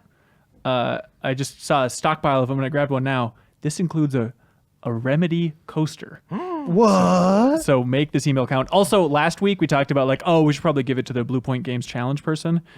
We went ahead and shipped out something real nice, so we won't continue that this Okay. time around and whatnot. Oh, so you're not even going to continue that challenge? I don't think so. Really? I thought It that was was fun, interesting. but I think people got the idea. Oh, okay, Blue Point sure. Games won it in the end. We should them. also point out that just in case we sound like morons right now, we have not seen the Nintendo Direct yet. The Nintendo Direct that went live on Thursday, we recorded this before that, so I'm sure it was interesting, and I'm sorry we weren't talking about it. Also, Can't wait for that speaking big of- game. Oh, the big one. I'm excited man. for it. I gotta say. Speaking of fun challenges, things along the way that have been a good time, we have a grand conclusion to Reeves. I'm sure you've heard of it. It's the hashtag GIShowChallenge. Hashtag. Finally. Oh, got our own theme song. music. Hell yeah. Hashtag GIShowChallenge. It's coming in your headphones right now. Oh, yeah, you have headphones on, dude. So what this was, right? People would share the podcast with a friend, subscribe, take a picture of a bunch of phones playing it, or subscribe to the show. Then we randomly pick from the people that did that. Each picture of the phone is an entry, and that person gets to be on an upcoming episode of the Game Informer Show. I have a winner, ladies and gentlemen. What? So a lot of people submitted, some incorrectly, and I felt bad, but we were pretty strict about the rules here, so we kept it very strict. The highest was this person named Rem on Twitter. They had 12. But other entries. REM, Michael Stipe. Michael Stipe entered. Gary McRae, friend of the show, he submitted a lot. Edgar Vasquez, friend of the show, who we just met at the 300 Yeah, we finally party. met that guy. very nice Yeah, guy. lovely man. He submitted a bunch. Corey Sheldon animated this crazy thing. Matt McKenna also submitted a lot. Thanks to everybody that submitted the hashtag GIShowChallenge. There can only be one winner. And so this person will get to Skype into the show. We'll reach out after this podcast goes live to figure out when they want to do it. They can Skype in for an email segment. You guys ready to learn who won the hashtag GIShowChallenge? Oh, Yes. boy. Drum roll, please. And it's me. the winner goes to Rem. Rem! Michael Stipe. Michael Stipe and the rest of the art students at East Junior High in Boise, Idaho. Oh. Now, look, we can Skype in the entire art class, but it might be a cluster F, so just Mr. or Mrs. Rem. I would love to know who you are. All caps, R, capital E, capital M? It was a confusing Twitter name. Rem was the easiest way to pronounce it. So is he a student or is it the teacher? I assume who it's the got teacher. I assume not it's the fair. The entire class, hey, guys, do this. No, that's okay within don't the know. rules, I I don't think. know why Yeah, not. you can take up your students' time. There's no rule against that in any possible way. We're looking forward to talking to you, Rem. We'll reach out for sure. Congratulations, and thanks again to everybody that participated in GI Show Challenge. Yeah, you guys did it. Holy cow. hashtag GI Show Challenge. keep What are it you going. doing? People misspeak all the time. You I can't know, do that. It's but such you're a being dick recorded, so it's funny. move. Damn it. We got to keep this going, Hanson. We got to keep this hashtag thing rolling. Are you Hashtag. serious? Yeah, why not? Let's keep. We'll definitely do it again in the future with a right, different all right. theme. Reeves has been a good champion internally of like, oh, we should do different themes. Yeah. Where there's different challenges associated, not always the same way. So we'll definitely do it again at some point and bring back this wonderful music, which should be slowly lowering itself right about now. Leo Vader in the booth. Oh, all right. One more round. Okay. No, that was cool. Bunch of great emails. Two people, Brandon Butler and Timothy Turry, both wrote in to say, hey, that Scooby-Doo adventure game the guy pitched, they totally made it on the Sega Genesis. And apparently it really captured the art style. And I looked at it, and it's like this awesome Maniac Mansion-looking Scooby-Doo adventure Genesis. game. Yeah. Huh. Isn't that weird? Also, Jose Hero writes in and says, congrats on the 300-episode live show. I think it's the first live podcast I've ever listened to. They're usually instant skips. Thank you. that was Jose Hune? So he damn skipped close. 299 of them, and he listened to one. No, it's the live show. I totally get it because I'm a huge fan of podcasts, and live shows are normally a disaster to listen to. So Leo and I were very focused on let's make this a good experience for the audio listeners. So hopefully we repeated enough of what the crowd was saying so you guys weren't out of the loop, and I appreciate that. Remember feedback. when you made it a disaster in like 5 Oh, yeah. minutes when you knocked over a beer? What are you doing, Reiner? I like how on the podcast recordings, Andy was very kind. He was like, "Oh, somebody knocked over a beer." I think it was Miller. Look, true. Show me footage of me Huge knocking drinker. over that beer. It doesn't exist. You and Leo did a good job, Thank you so much. but that beer was you guys messed up. Look, I know. I should have known that I'm the clumsiest person on earth, and I should not have anything within my flailing arm's reach. Remember when he also misspoke hashtag? Oh, it's good. Man, I think he said hashtag. All right, gosh. everybody. Let's change veins.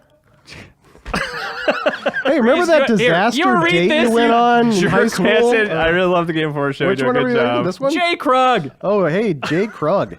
He says, "Hey, Jay from Cary, North Carolina." It's not God's country, apparently. Congrats on the 300th issue. This new list got me thinking. Would you ever consider creating a top 100 or so? You idiot! Oh my gosh! This is unlistenable. This is worse than a live show. A top 100 or so of the Brarshed games based purely on the game itself. In other words, try, I know it's hard, to remove nostalgia and impact on the industry and base the list solely on how God the games are now. How God gave the Gabes. Lists often happen the same top 10 games because the industry's impact is so heavily warded. You've proven your point. All right, That's it. all right, all right. It's a heavy rotation. Congratulations. So his point, if you couldn't decipher that, was what if we made 100 of the most fun to play now games, which definitely was a discussion. But Bert's had the great feedback. A good point of like, hey, this is 300 issues of Game Informer. It's about celebrating history. This list should be all history. Well, that's what we did with 200, right? Right, And right. 100. And, yeah. To a certain degree, I think maybe our yearly top 50 is kind of like that. Like these are the best games right now, you know. That's true. But It's just yeah. fun having the Omega list of that. Yeah, You know? yeah, it's an interesting idea. It's an interesting idea to get Wizardry off that list once and for all. I think is the ultimate I point. do think it's interesting if we ever do this again, if we would do, I don't know, Reiner, if you have thoughts on it, but like I would be interested in actually doing what he's saying. I think it's good that we did 300 the way we did it. But now that we've done that, I don't know, if we make it to 400, Yeah, it'd be cool to do something different, honestly. Yeah, as we put the list together, obviously we had different ideas we threw around for. I won't reveal them all, but there's a couple ideas we had for lists for the future that were like, let's do that. Yeah, It's, yeah. You Next know, time. focused on the history of games, but we do have some other ideas that aren't just like the 300, right? Yeah. In the throes of laying out the 300 list, I did hear Reiner often say, "We're not doing 400. We are not doing 400." It's too many. It's just too many. Oh, it was a nightmare. Ben Johnson from Robbinsdale, Minnesota, God's country. He was at the event. I know Very a nice Ben gentleman. Johnson. I also know a Ben Johnson. What? Wait a minute. You're Ben Johnson? Uncle Ben? Anyways, that's funny. He says, I just wanted to congratulate you on 300 issues and say what a fantastic time I had meeting all of you. Thank you very much. He lists all the people he Ben. loves. That's very nice. He says, my question is, besides reaching 300 issues, what is something you never thought you'd be able to experience or take part in as a Game Informer staff member when you first started? Also, what was your favorite brew at the Fulton? The Game Informer 300. I was Probably like, 300 is really good. I would say their War and Peace is also really good. Mr. Favorite or something you participated in that you never thought you participated in? Man, I remember before I even started, I read the magazine, obviously, because it's a great magazine. And every year... Hear that, Reiner? In That's- April... Yeah, thank you. Yeah. Every year in April, we do the Game Enforcer, which we just finished wrapping up for this year, actually. And I always thought it was hilarious. And I was always like, man, it'd be cool to do something like that. And so, like, my first year here, I was like, oh, man, like, holding, like, a kid with a crush, like, hoping they would just ask me out, like, hey, Right. can I be part of this Game Enforcer thing? It'd be like going on a date, but instead of, getting to know somebody, you would just shout out the suggestion, Polka mayonnaise. Hey, that was my suggestion this year. Did it make the cut? Yeah, I don't think anybody else is able to listen anymore because there's too much laughing going on. But, it did not make it into the issue, so. I'm with you. That's a big one for me, too. Or just anything, being a video person, like anything that I throw out there that's writing focused, I'm always very scared of. Like, I don't want to write this feature myself, but what if we did something about this? And Game Enforcer is big up on that list. Where I'll see, like, come up with ideas. It's like, I don't want to write the article about it. I'll just be the lazy ideas man and then go back to video, I guess. So we're talking about we have like a full team doing Game Enforcer. Like, I kid you not, like maybe more people on staff for one feature outside of maybe the 300 list Yeah. than we usually have. probably Back true. in the day when we started that, like there was Lame Pro and Game Pro. Yeah. I was like, can we do this, Andy? He's like, yeah, go ahead and do it. So I did it by myself. Like, for So you came up with the years. name Game Enforcer? I think that was a collective effort of Okay. like, what can we call this dumb thing? But it was just always one writer on those through time up until now. It's like one of the biggest undertakings we have. that would be tough doing it on your own. I think it would. I remember there was the one quality year, shows. There was one year, like 10, 12 years ago, where like the Matrix was new, and like one of the items in gear was like Neo's, like cereal, so Neo from the Matrix. But Oh, I get it. yeah, I thought it was funny. Holy Thank you again, Reeves. That's the level of quality. pristine, tipped up. Is there Sure, something it else that holds stands up out to you guys perfectly. that you never thought you'd be able to participate in? And So then- you're talking about like within Game Informer, or just like generally? when you across start, the it's like, industry? God, I never thought I'd be able to do this. Like, podcasting, maybe one of them, but Yeah, well, I think of like I guess I don't think with like specifically to Game Informer is what I'm thinking of, like more like things I got to do in the industry. Like the one that comes to mind is like being basically I got to spend more time with Breath of the Wild than anyone else up to a point. And I remember like when Wind Waker came out, it was like one of the first games that I like pre-ordered and bought the day it came out and stayed up late playing it. And I remember even thinking like, which was a stupid thought to have, but I was like, man, I've probably played more of this than anybody else at this point. I have it on day one. I've been playing it for hours. I bet I've seen stuff that no one else has seen, and which is absurd, obviously. But Yes. but to actually have that experience where it was like, no one else has played as much Zelda as I have at this moment. I thought it was weird too when like you were playing and you stood up and kind of like blocked the TV screen. So the reason I couldn't see it, just so you could in fact brag that you had was- seen more than we had. in retrospect, that was rude, and I Yeah. apologize for Yeah. that. But it was important to me. I never thought I'd get to make fun of Kyle playing Breath of the Wild. That's a big part of that play session. Yeah, it's just me and Anson constantly making fun of Kyle. Well, to be every fair, time he died. Nate Bildorf from Nintendo is also there. Yeah. Making fun of him, which I don't know if you guys watched the Dice Awards at all, but Nate Bildorf went up and collected all the Yeah, awards, yeah. and everyone just labeled him Nintendo guy. But Oh, he did really? such a good job collecting Oh, those It's a awards. good name for him, frankly. Like, he's the Nintendo guy. Legally you know? changed his name. Reiner, was it? Going to Skywalker Ranch. Oh, Like, sure. I think Oh, that's that's just cool. like that crossover to movies. I never thought would be possible. Like, obviously there was LucasArts, but I never thought I'd be sitting in like George Lucas's house, basically, or like his private theater, checking Yeah. out Phantom Menace stuff. Like, If it's That's literally nuts. if it's literally the Skywalker Ranch, shouldn't they make it like a desert? yeah, it should be. They should dress it up like Tunisia? Tatooine. Yeah. They should, yeah. Pitching Game Farcer jokes right now? Yeah, they're going over well. Like Pokemon. We have to wait another 11 months here. We got a real poke of mayonnaise on our hands here. That reminds me, I never thought I'd meet like Stan Lee or like Shigeru Miyamoto. People like that. It's like, oh, I got to interview those people. That's cool. Something Yeah. I never even like dreamed would be possible. They And looked now at we you. go in the room with them. We're like, it's oh, you Shigeru. again. Yeah, that's exactly. It's exactly the relation we have to Stanley's cameos in the films. Like, okay, here we There go. we go. Okay. Contractual obligations. Chuck from Gorham, Maine. Gorham. Flows off the tongue. Says, hey, love the top 300 list. A question concerning it, though. Very concerned about it. Overwatch got placed at 22, which I'm fine with, given its newness, he says. My question is this. If it continues to perform as it has, new content, huge fan base, thriving esports league, would you expect to see it rise in future lists? And do you think it has the potential to crack the top 10 in the future? It would have to have like crazy new modes that change what it is. If they just keep adding on heroes, yeah, maybe it goes up a few ticks if they're all high quality like they Yeah. are now. But yeah, it would need like some big game-changing moment to really make it rise to top 10 level. Or if Yeah. they keep It's on my releasing, top 10, personal top 10 All list, time. but yeah. If they keep releasing content for like Super Metroid and Legend of Zelda that brings those games down, I could see that too. That was a joke, but Oh, that's funny, yeah, though. Yeah, we'll work on it. Hayden, boy, someday we're going to crack up. Think about it. We'll come back to it. Yeah. Give me 11 months. Get a writer's team of Game of Mercer in here. Hayden Rogers from Corbett, Oregon says, Dear G.I. Joes, that's us. He says, you got an email last week about Dan Tech sounding like an Overwatch League announcer. I had the same experience. I don't know his name, but one of the announcers sounds exactly like Tack. That's very strange. Ranner, have you heard this?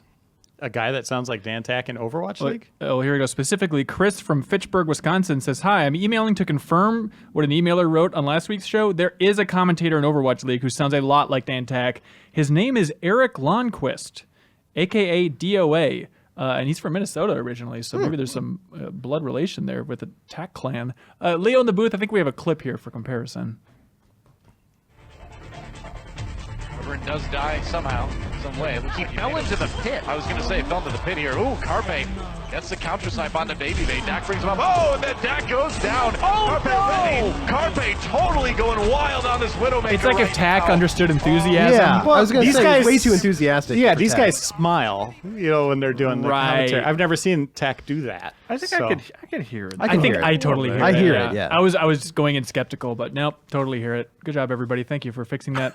Scott Campbell, friend of the show, he writes in, he says, what is one game you still can't believe happened? Mine would be Sonic the Hedgehog for the Game Boy Advance. It just doesn't seem right. How about you? Something that seems absurd that the gaming industry, businessmen greenlit, or that developers got away with creating. That's a good one. It still blows my mind that Conker's Bad Fur Day ever existed. Especially that that they was- remade it on an Xbox. Oh, and then they remade it. That's also super weird. Yeah. But this was like this cutesy platformer. It was in an April issue of like EGM back in the day. I remember reading it. I was like, oh, this got to be an April Fool's joke. Like it was just so absurd, and the fact that it's like a mature game with like blood and like boobs and stuff. is It's weird. It's a super weird game. Do you think Miyamoto has ever touched the controller and played that game? No. Maybe the original version of it. Yeah. The kiddie platformer version. Oh, like the prototype version? Yeah. But then once he found out it had like bad poop jokes, he's like, no. Yeah, I could also see Miyamoto surprising us and just being like, yeah, no, it was my idea to just make it incredibly vulgar. And That's like, my favorite N64 game. Yeah. Feces senpai. That's what he would say. That's what he would say.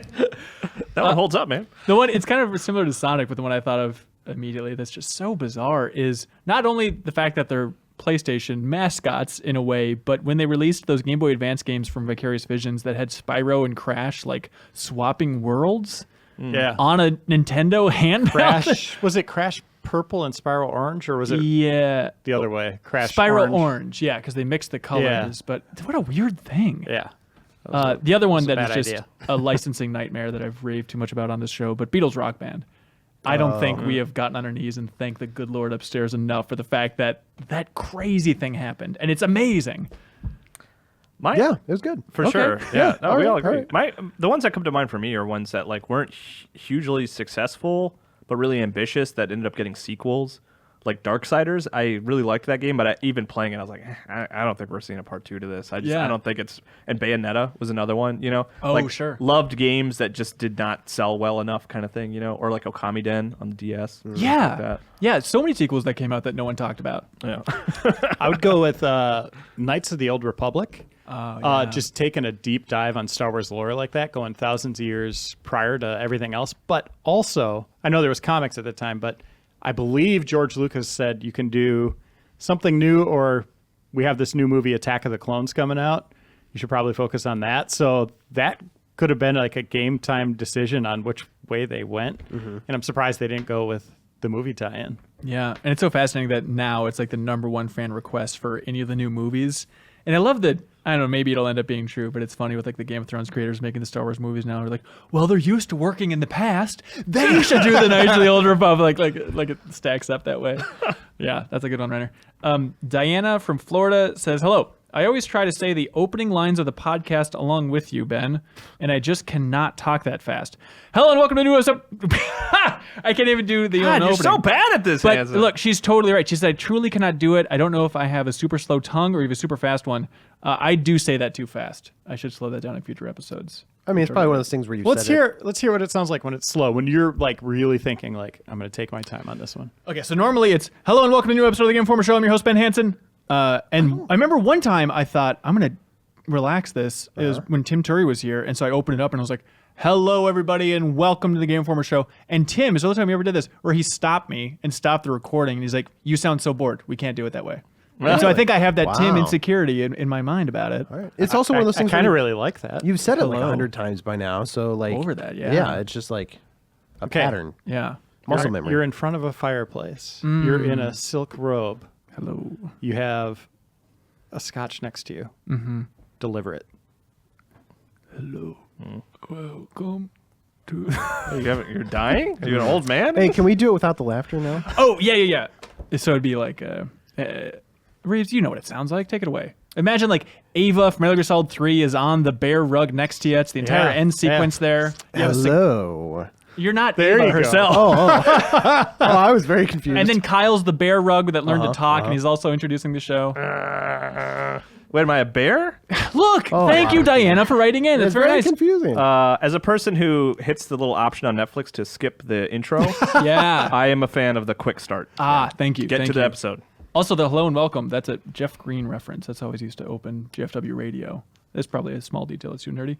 Luke from St. Paul, rates in and says, hey, Game Informer staff, I dare you to do a super replay of Chrono Trigger. But the Steam version, smell you later. Oh, you got us. I almost agreed to that. Oh. Luke, if you're out there, you better keep running, kid. Brett Williams from Martinsville, Indiana says, good afternoon. We all have hobbies apart from gaming, and one of mine is reading. My favorite book of all time is Lord of the Rings, Return of the King.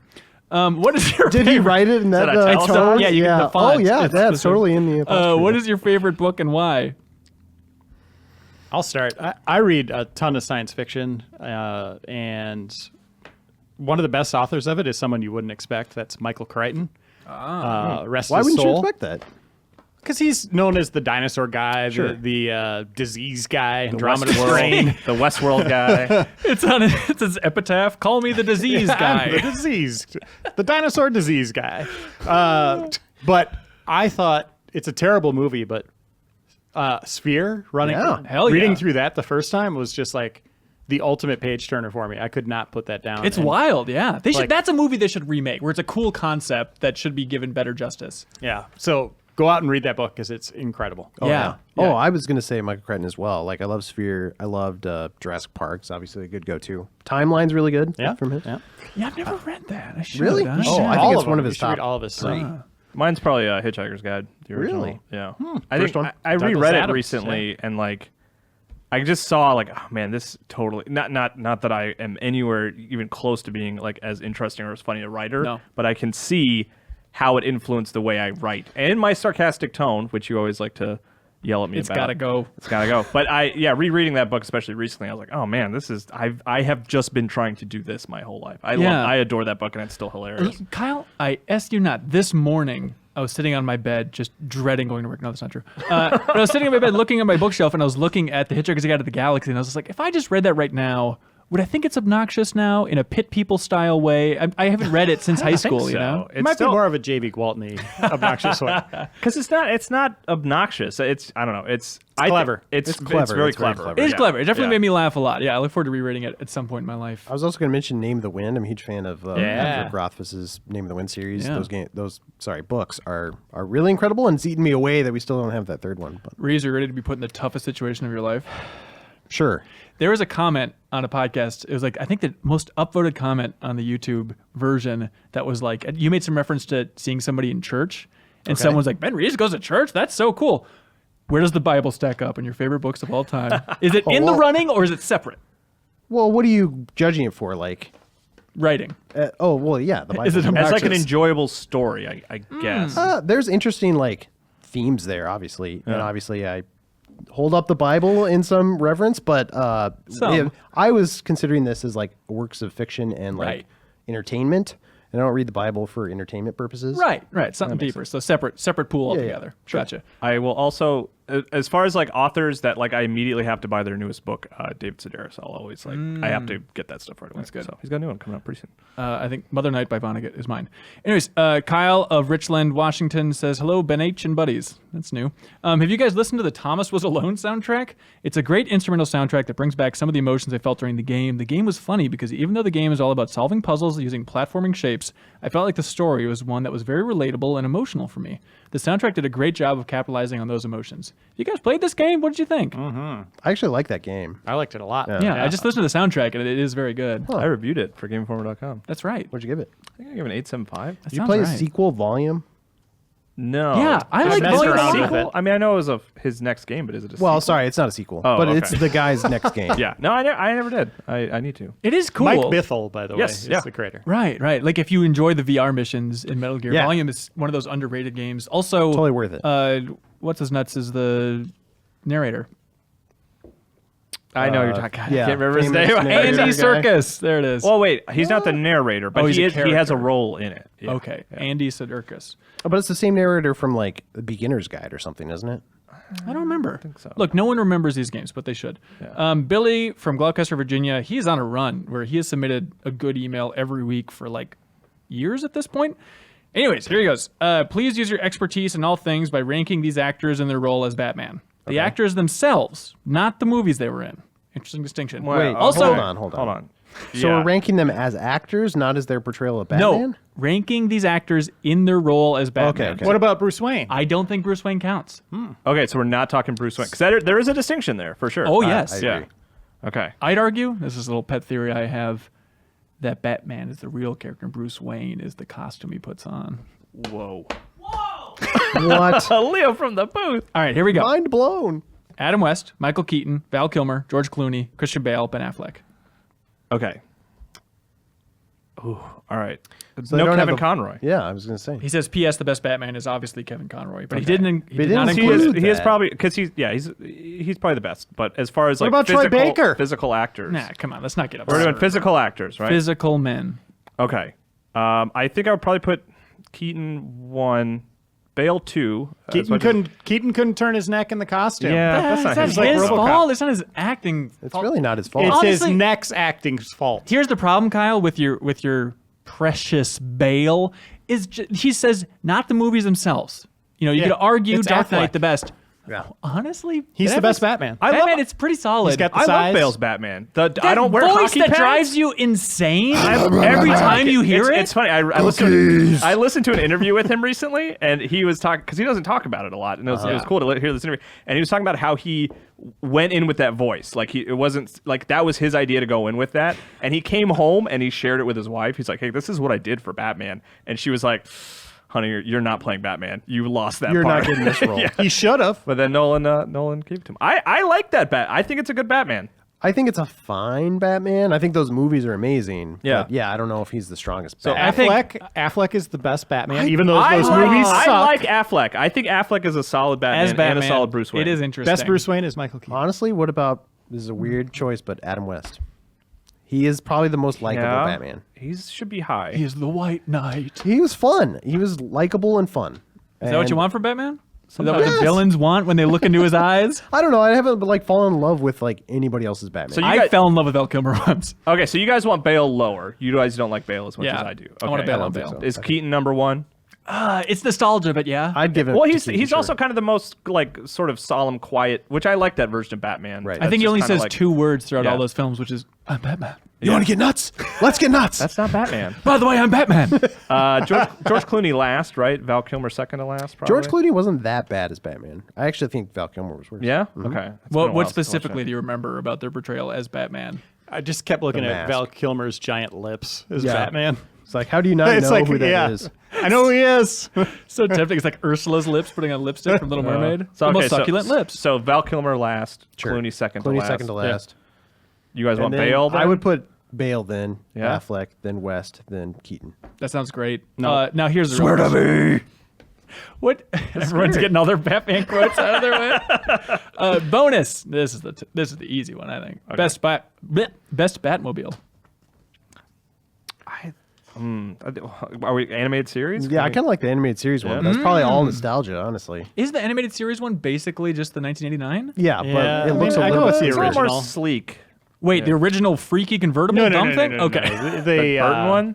The Burton one. Yeah, Yeah. I love that. I was was even good. like that Rocket League trailer where they just recently introduced it. I was like, okay, corporate tie-in, and then much like that dumb Ghostbusters trap, I see the 1989 Batmobile go out, and it's like, all right, you got me. I love that thing so much. I like the Nolan movies a lot, but I really do Not like the that Tumbler. I No. love the Tumbler because No, you don't. I saw it before the movie came out, and I was like, I don't know about this. I really love Nolan. I'm excited for this movie, but that does not look like the right direction. And Yeah. in the film, I loved I loved it. I loved how it was used. I loved how it was basically a tank. It was kind of like Dark Knight Returns, like his tank. Yeah. and he used it really well, and I thought it was cool. So I really do like the Tumbler. What about a the lot. Batmobile from Arkham Knight? I like the Batmobile from Arkham Knight. Do you think the that's better design than the Tumbler? design wise? Yeah. No, I think I like the Tumbler more because it's more realistic. All right, Kyle. I've never heard a single person reference the Bat from Dark Knight Rises. The ship. Yeah.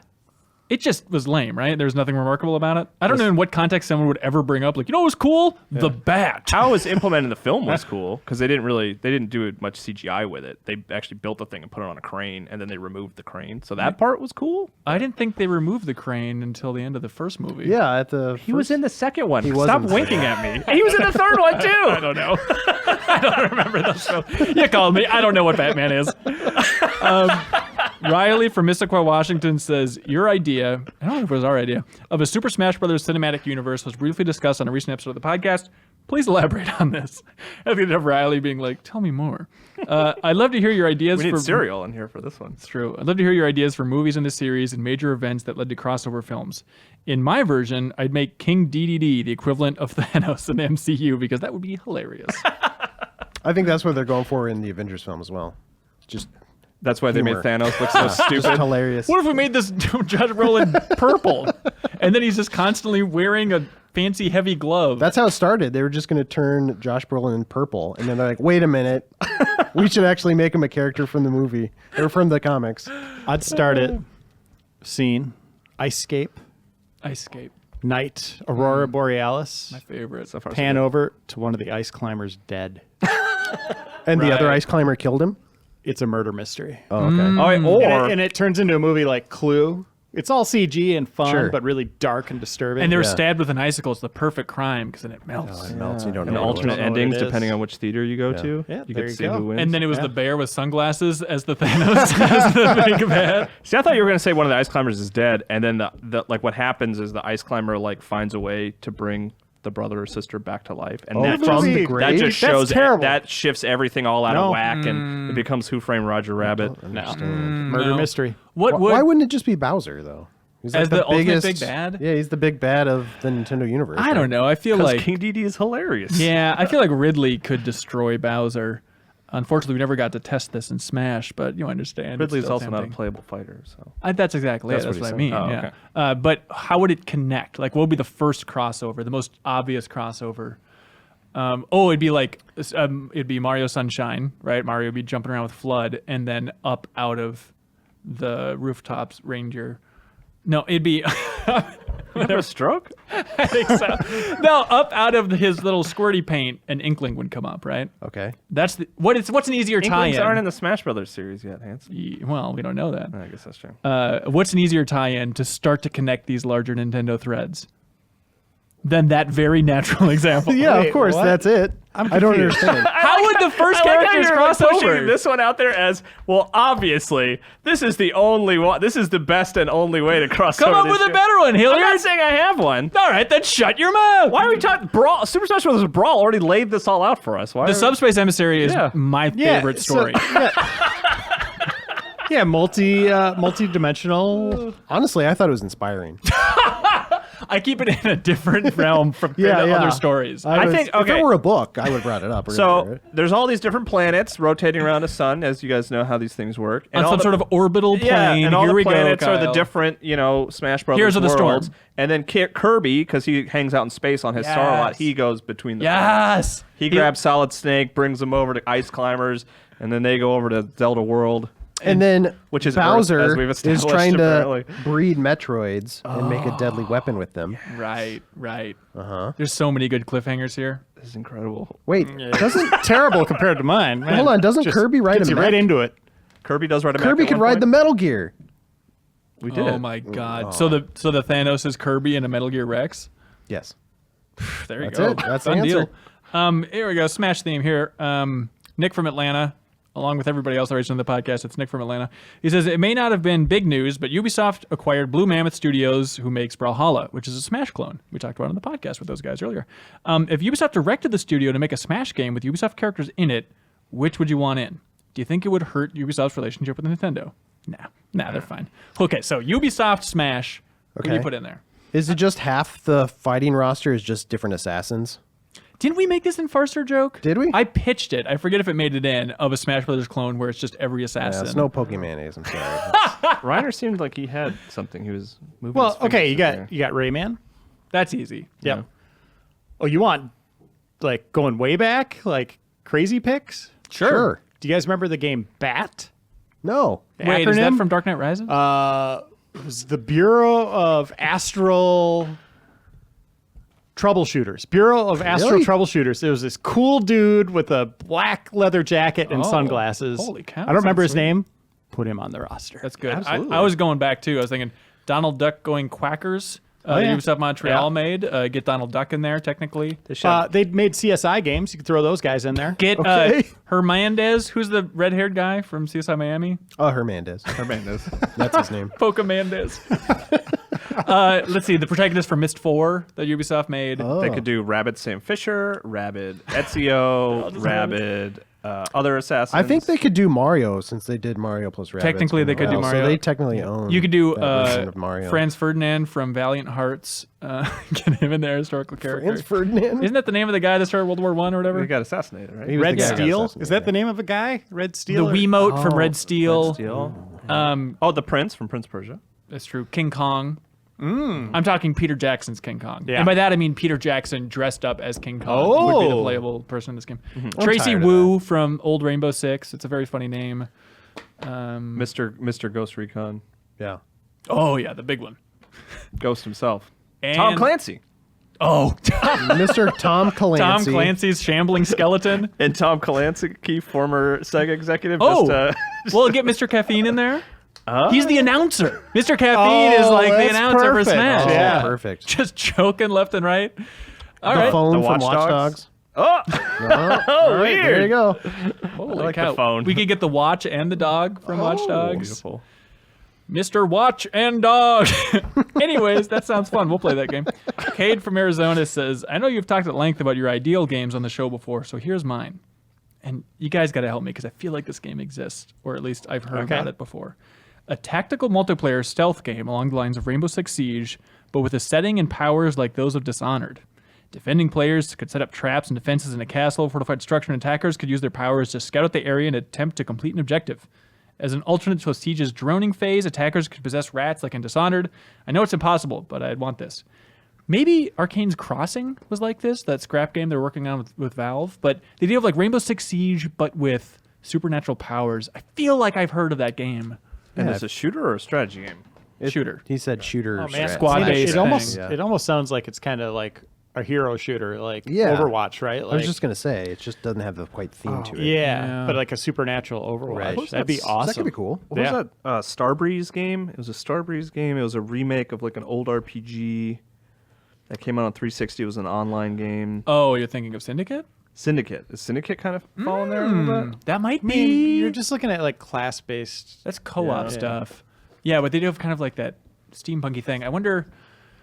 Oh God, it seemed maybe what I'm thinking of is Guerrilla was going to make a game like this before Horizon Zero Dawn. They're making a game that was ended up being too close to the order of like squad-based supernatural powers Victorian thing. And maybe then that's they were what I'm like, thinking well, of. we shouldn't have worried. That's right. They could have released it the same day and it would have been it wouldn't have fine. mattered.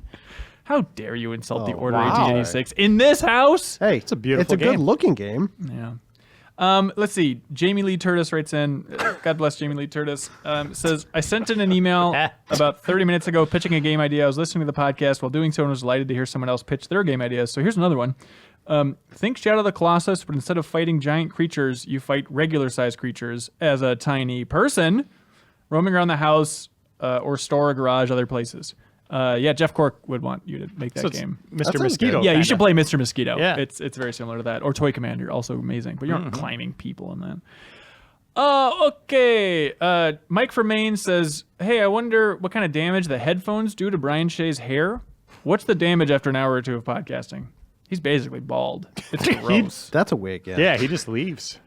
Honestly, Goes to the salon. Yeah. I swear to God, how much time do you think on the average podcast day, if Shea's going to be on the podcast, he spends worrying about what the headphones are doing to his hair? Hand to God, how much time? I think Crosses every his time there's a mind. lull in the conversation, that's what comes into mind. I think so, It's too. like, Think so? how's my hair look? I bet it's like 17 minutes of just fretting. Just like, oh, man. And he wants to, like, he puts his hand down on his pants, like he's going to pull out his phone to, like, look and see how it looks, Yeah. and then take a selfie and put it on Instagram if it looks good. To be fair, good looking hair. Yeah. Good looking bloke. Adam Kenny from Ravensdale, Washington, West Virginia. Not sure what WA stands for. He says, hey, podcasters, on the past podcast, there's some talk about how novel Kingdom Come's premises, a role-playing game in a real-world setting with a period-specific event. Kingdom Come even went so far as to immerse players into the frustrations of medieval agriculture by having gameplay plagued with lots of bugs. Hey, pretty So good. what I'd like to know is what are your brilliant ideas for a cool real-world period and setting for a role-playing game? Bonus question, who would you want to develop it? I like that first one. So we said, oh, it's so cool to have an RPG set in the real world. What's a better age and location? Age, sex, and location. I can't remember who did ASL. it, but they did a basically a spy-themed RPG. This wasn't long after, I think, the first Mass Effect came out. There was Alpha like kind of Protocol? like, yeah, Alpha Protocol. Oh. And I still think that's a really solid idea. Like, that was not the best execution of it, but I don't know if that was like real world, though. okay, sure. Spies don't exist. Have you ever seen one? Have you ever seen a spy? I have So- one who loved me once. I was thinking about this because, like, I'm not a big history buff or anything, but I was like, oh, the Renaissance would be cool. Well, I did that in Assassin's Creed. And then I was like, well, I like the Industrial Revolution might be interesting. It's like, well, I never played Syndicate. And I was like thinking of Assassin's Creed games. And then the one that I kind of thought that I would actually get really excited about when I play, this is weird, would be an RPG set in, like, the early 2000s. Like, Yes. when I was a high school Yes. student. Like, I want Persona, but when I was in high school, like early 2000 100%. American high What are you school. fighting then? I don't know, but just like the Alkaline nostalgia Trio? of just, and I don't know, but just the nostalgia of like going to a 2000 era high school. Like, I graduated in 2004, so to like play a video game in that time, I think would be really interesting and I weird. feel like I've done it. I don't know if I'm thinking of Lady Bird, but I remember there was like some experience recently. yeah, actually, yeah, Lady Bird. Like, that was Yeah. watching that was like this was my time. Like, this Right. was when I was in high school. Yeah, for sure. That was peak Kyle. Yeah, I even looked like Back that. when he And hung I out asked with people to call folks. me Lady Bird all the time.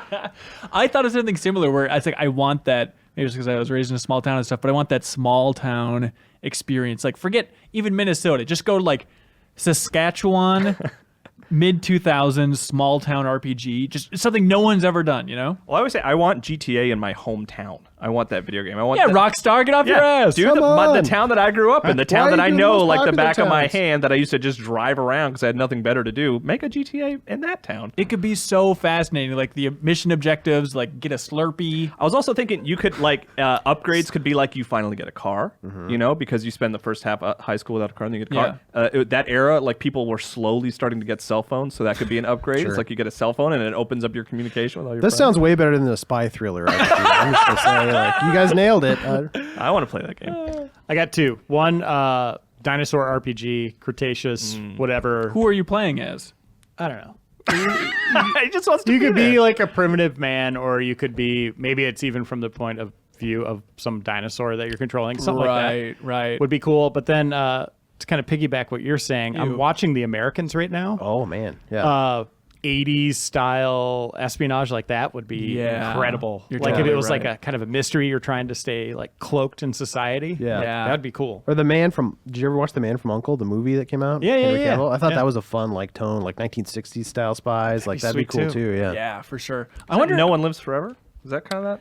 Yeah. But I That's don't not know how an RPG. real It's worldy yeah, that it's is. a shooting, And I don't know how RPG-ish this game's going to be, but I wonder if Ghost of Tsushima is going to scratch any of that itch, you know? Oh, Having yeah. just like a very specific time feudal and place. Japan. Yeah, that'd be, that could be yeah, cool. that's a Yeah. good point. Weird little island thing. Let's see. James Going says, Did hello. you call Japan a weird little island thing? Is that No, what you said? Tsushima is not Japan. It's an island in between Japan okay. and China. All right. No, I looked. Hey, look. Not a weird thing. James Going says, greetings, Ben and the Hansons. Is Dark Souls Remastered the Dark Souls of remasters? Yes, it is. Yes, it is. I guess so. Corey from Big Lake. Hey, Big Lake. He says, hey, since my last email was filled with spelling and grammar errors. Oh, Hold on. Did he actually say that? no, he said errors. I'll keep this one simple. Also, Dan answered my question in the most tack fashion, so the verdict is still out on that. All right. Mass layoff at GI. Just humor me. Mom and Dad don't want you back. Okay. No humor there. Says, now you're forced to move in with one coworker. Who would you choose and why? I already lived with Tim Turry back in the day. That's Did true. anybody live with the old coworkers? I'd move in with him again. I don't think so. He lives on the other side of the country as well. I'm sorry. That's jealous. I'd move in with Kyle because we both have daughters roughly the same age. They would murder each other. No, they would tear each other's they eyes would out. like keep each other occupied, and then we could play We games. can do other things. Yeah. Oh, that's pretty good. They get along. Wow, that's neat. I'd live with Dan Tack, maybe. I would just to crack that nut. My best friend. I would like to figure out what he does in the evenings. Wait, so we're both moving in with Dan Tack? I think we have to. And then think he's he- going to move out That's immediately. required. I think he goes home. It's dark. He sits down. The sun comes up, and he just walks out the door. Sure. That's what I imagine. And he didn't even plugs notice in. I was next There's to him. the whole nothing time. nothing else happens. Well, occasionally he'll like shout out like a meme just to an empty hall. Ladybird. Yeah, the classic meme, Ladybird. The classic verbal meme, Ladybird. If I could go one day without that meme Oh, taking God. over Twitter, we Come get it. on. Hashtag Ladybird. No, what do you think he does? Honestly, like the first thing he does when he goes home. He goes and he watches this show, then he's filled with the seething rage that we talk about him so much.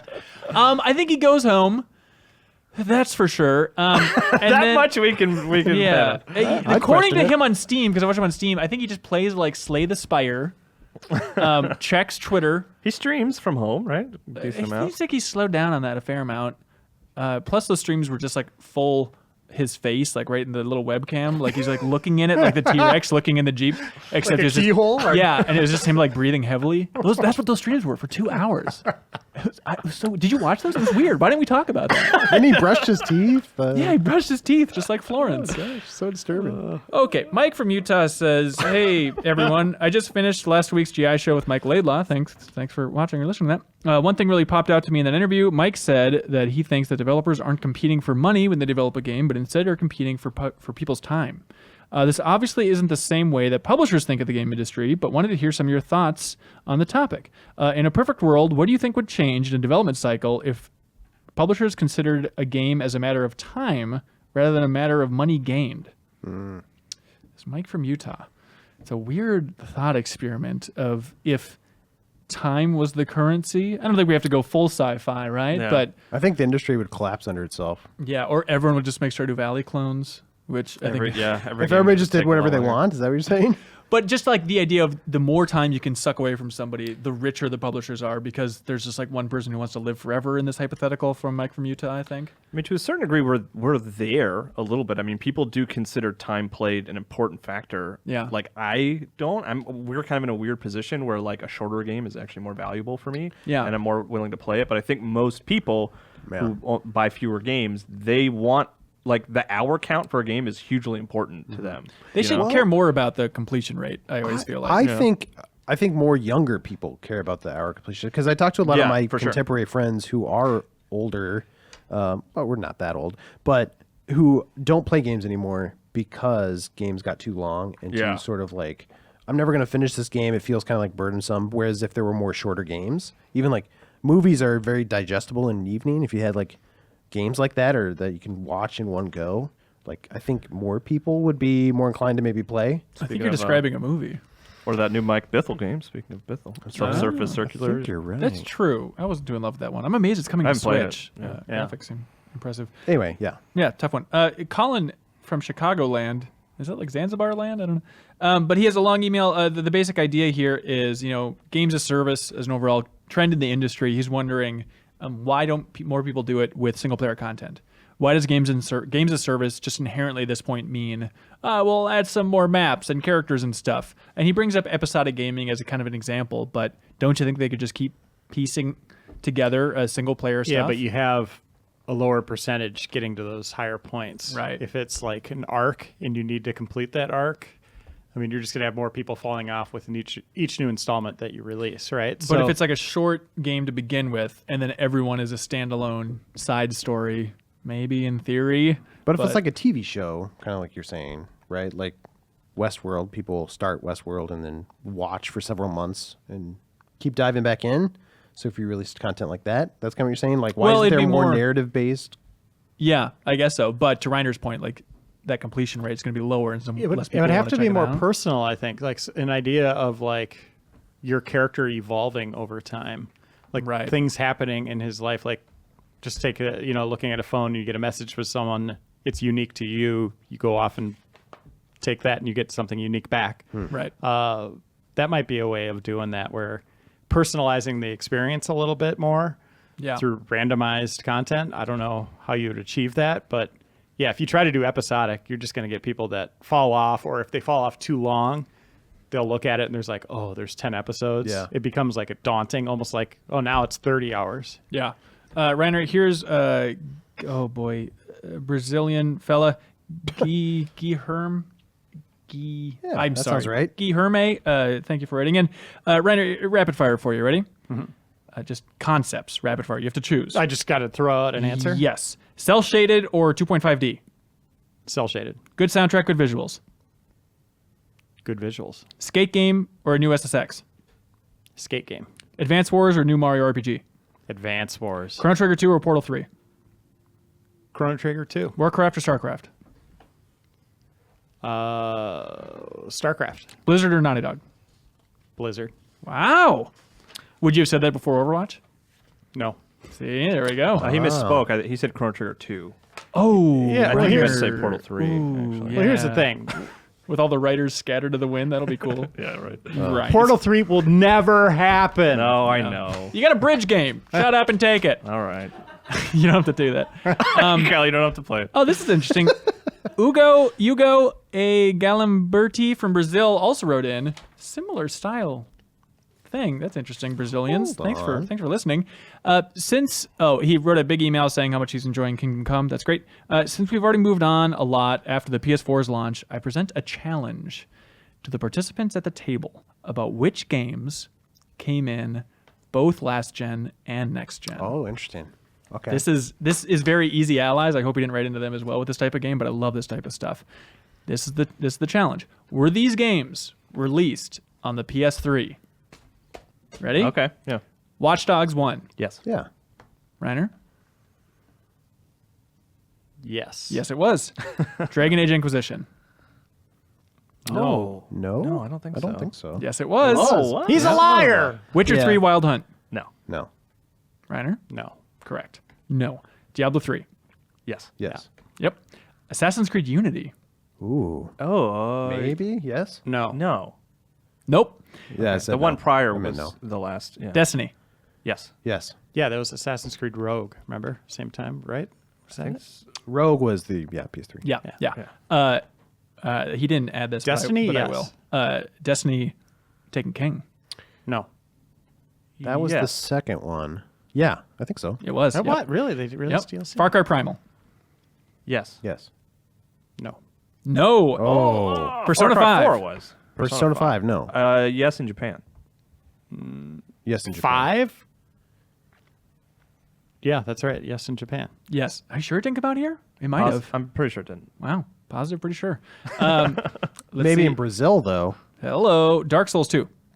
Yes. Yeah. Yeah. I Yep. played it on PS3. Call of Duty Black Ops 3. Ooh. Wow, that's a tough Okay. one. Black Ops 3. I wanna say yes. Yeah, I think I played that one on Wii U a little bit. Or am I thinking of 2? I'm going to say yes. This game came out in 2015. No. What?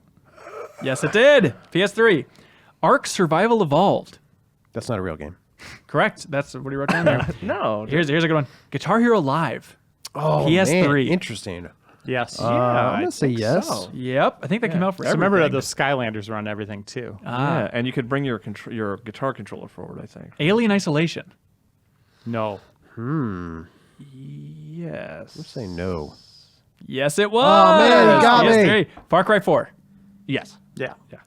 Yeah, yes. Yeah, yes. Metal Gear Solid 5. Yeah. Yeah. Well, did? what Are are you we sure? talking about? PS3. Ground Zeroes or Phantom Pain. I don't Oh, man. think it did. Yeah, it was. Really? Yeah, it I'm was. going, yeah. Reeves? I'll go with yeah. Yes, it was. Wow. Ground Zeroes, I was for sure, but Phantom Pain, I was, yeah. I remember somebody like being like, "There's no way that's coming out on current platforms." And at the time, we were talking PS3. Shadow of Mordor. Dear. Yeah. Yes, the first Oh, one. wait, Yes. that's the first one, right? Yep. Yeah, that one was Yeah. PS3. Yep, you got it. Bonus question. Good one. Until which year did Pro Evolution Soccer and FIFA both release their games on the PlayStation 2? What was the last year Oh. they released for the PlayStation 2? 2018. I think it was 2012, I'm going to say. I think it's 2010. Reeves? 2011. 2014! Wow. Did I win? I think Price is Kyle Right? won. Hang on, I'm crunching the numbers. Kyle, you win! I did it. It was that Persona answer. Oh, that I hey, he's a jolly good guy. That's it for emails. What do you guys like? Email of the week. Dark Souls. Is Dark Souls the Dark Souls? Nope. James going? I don't know, man. I liked the Smash Brothers question. I like Batman.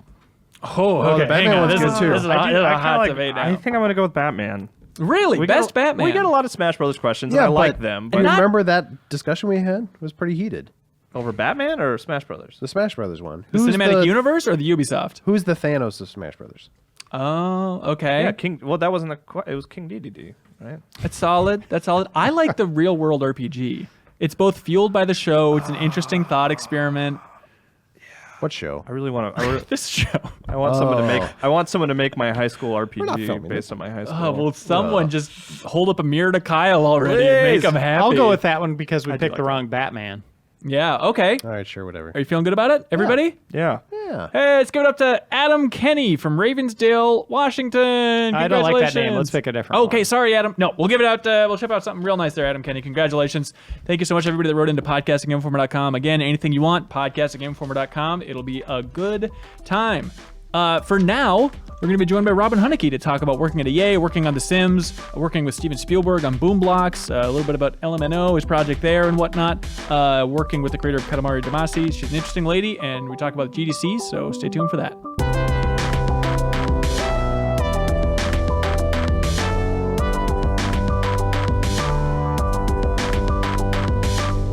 Robin Hunicke, welcome to the Game Informer Show. Oh, thank you for having me. Yeah, thank you so much for joining us. I just saw you not that long ago at all at DICE Awards. You were giving out one of the awards. That's cool. Well, there's a funny story behind that, actually. So at about 6:30, the awards were going to start at 8. I got into the elevator from the Delano bar and went to my room, except that when the elevator left the floor, it stopped somewhere between floor 2 and 30. Oh, no. And I was stuck in the elevator for an hour and a half. Just reciting your speech, just really nailing it while you're I panicking. wasn't dressed. I wasn't ready to go. So I escaped the elevator at 8 p.m. and got to my room, took a shower, did my makeup, put on my heels, and busted ass just in time to see the Lifetime Achievement Award be given away, and then went on stage 10 minutes later. So I am a badass officially because I was able to escape an elevator and give my presentation at DICE. Nice. Did you have a good time at DICE? Was there a standout interaction you had along the way, or something that really had an impact on you? Yeah, actually, I met one of the scholars, and she was just a real badass. Basically, she was a really cool tech artist, getting ready to graduate and from CMU, and then is going to move into the industry. And there was a moment where I was like, oh, you know, I should introduce you to these people or these people. She's like, I already know all those people. So the good news is that people graduating from college and grad school now in games are way more prepared than I was when I was. I've been DMing with that person for years, Robin. You really can't help me on this one. She's like, I've got this whole internet networking thing done. Like, let me take a picture of your badge so I remember you. Well, coming up, you're at GDC coming up. You have a game design workshop? That's correct. I'm actually doing a bunch of stuff at GDC this year. Oh, really? What's the most exciting thing you're doing? Yeah. So, well, first of all, I think most importantly, I'm hosting the awards, which is, you know, kind of amazing. Congratulations. I get to stand on stage and make bad jokes for an hour, and people have to laugh. I'll hopefully laugh. But yes, I'm teaching in the game design workshop, which is, I've been doing that now for, Jesus Christ, 15 years, maybe 16. Oh, wow. Yeah. And it's a 2-day workshop with a tutorial section. It's always oversubscribed. So if you want to go, you got to come early. And we have 8 to 12 veteran game designers, people from all walks of game design life, you know, franchises like, I would say everything from EverQuest and Mass Effect to BioShock to some of the really great old Looking Glass titles to very, very modern stuff that's happened at Riot. And what we do is we meet with people and we have conversations with them about the MDA framework. And then for 2 whole days, we make paper games and hang out with each other, talk about game design. And you learn a lot about how to think about digital games by applying the framework to paper games. Is that as good as the job gets? Is that just like peak game industry, cool game dev time? It is. You know, the coolest thing about it is that a lot of people that I know in the industry will take time off and come to the workshop just to hang out and do paper game design with other people. So you get to see like somebody like Christina Norman, you know, from Riot, or like Harvey hanging out, and then they're making paper games with kids that have just graduated from school, or like a person that's been kind of like a line designer at, you know, EA for a few years. Yeah. And all getting together, and that just the craft just levels the playing field. Everyone is like, you know, I love making up weird rules and then rolling dice. That's fun. And so it's great to see them like in the heart of the craft, I would say. Yeah, absolutely. So hosting the awards at GDC, that's huge. Yeah, it's my second time. I did it 2 years ago, and so this will be my second time hosting. Still don't know what I'm going to wear. That's not important. What jokes do you got prepped? Let's workshop some jokes here. Like what's a good zinger you got in the bag? Honestly, I don't have any zingers planned. Usually I need help writing the awards. I'm not that salty of a person in general, and I'm pretty tender, and I don't make fun of people that often. So my jokes tend to be either self-deprecating or occasionally I drop an F-bomb. But you never know. Maybe this year I'll get really creative and just like I'll get the Tim Schafer on, you know. I asked him to help me write the jokes, and he was like, "Are you fucking kidding me?" He's like, "I'm not doing it again. I just did it last year." You got to write your own remarks, girl. You know how long it takes Tim Schafer to write jokes? Come on, you've broken age. It took forever. I know. I don't know. Now next time I see him, he's going to make fun of me for saying that. Well, hey, I mean... Hey, wait a minute. You should write the jokes. Oh, that's a really good idea. Yeah, we'll mail in a bunch of jokes. It'll be fantastic. So is this a big year for Phenomena in general? I mean, is Watam coming out sometime soon? Yes, Watam is coming out sometime this year. Sometime this year. We have not announced a date, but it is coming out. In fact, they're working on it right there. Oh, right really? there, right next to me. Right off camera. What take this in the spirit which it's intended. What's the holdup? What has taken a surprising amount of time with Watam? Because it's been years.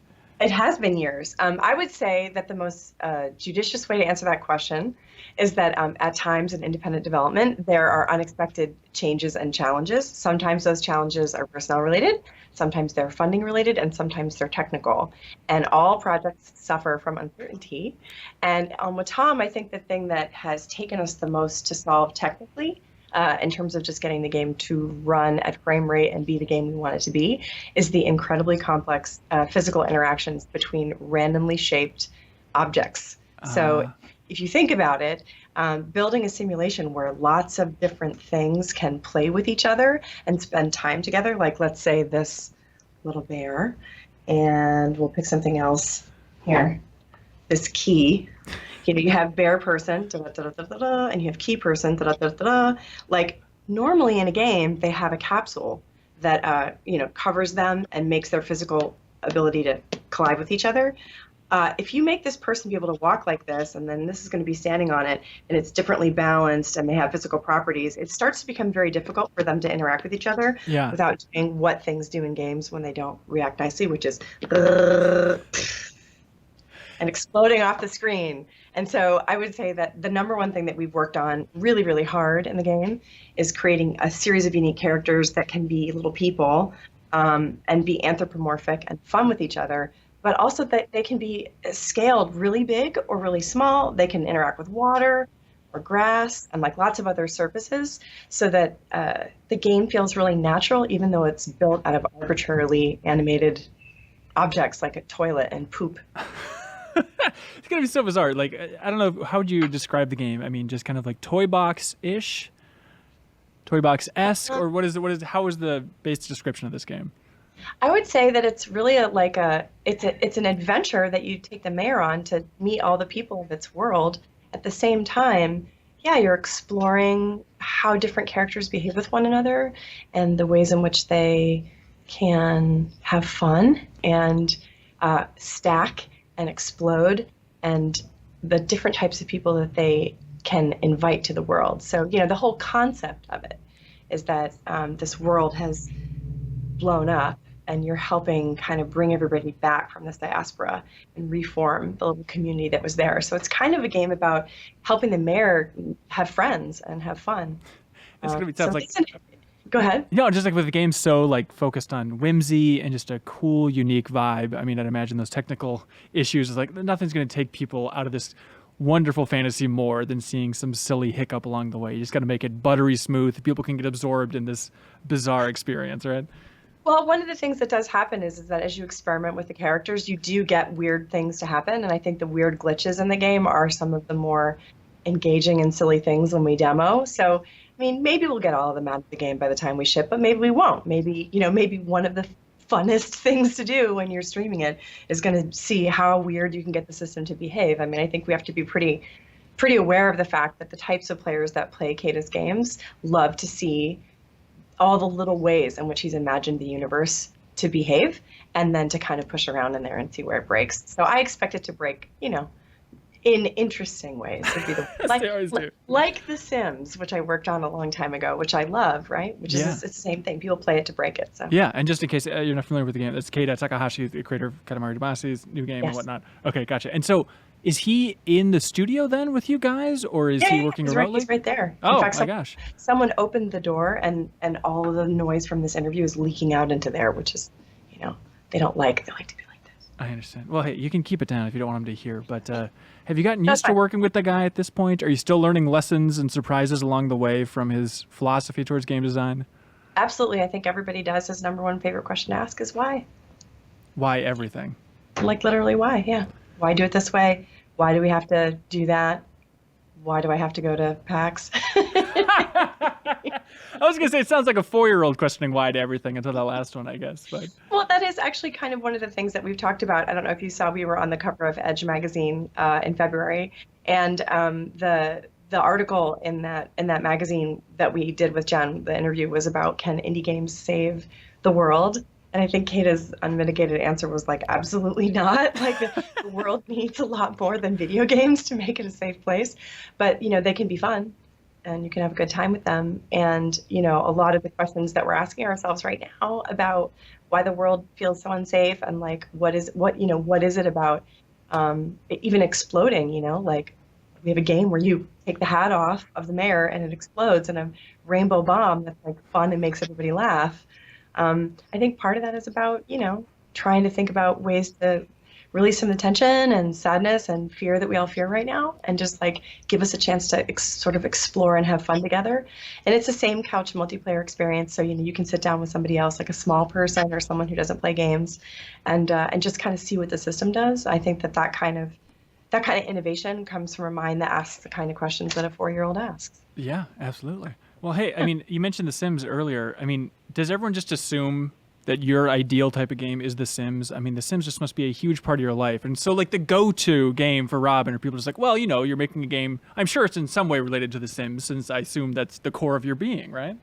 I think that there are two people that really influenced the way I think about game design when I was in my mid-20s, when I first started thinking about becoming a game designer, because I actually came from computer science and robotics. So I started as a programmer who was trying to build robots, and then moved into games because it was easier to simulate behavior in games. So I was really influenced by Will because I met him at an AI conference, and we were talking about systems and behavior and the way that creatures in like a game, like say the people in The Sims, will interact with an environment, and they'll be attracted to things and drawn to them and want to interact with them. And in that conversation, he was like, "You sound like a game designer." I was like, "I'm just a grad student, like whatever, right?"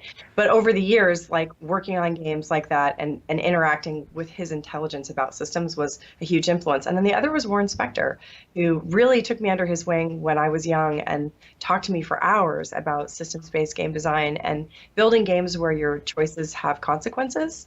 The next game that I'm working on now is a larger kind of it's a bigger scale experience, and a lot of it is about how your choices matter in the system. And I've been a sort of an AI nerd for a long time.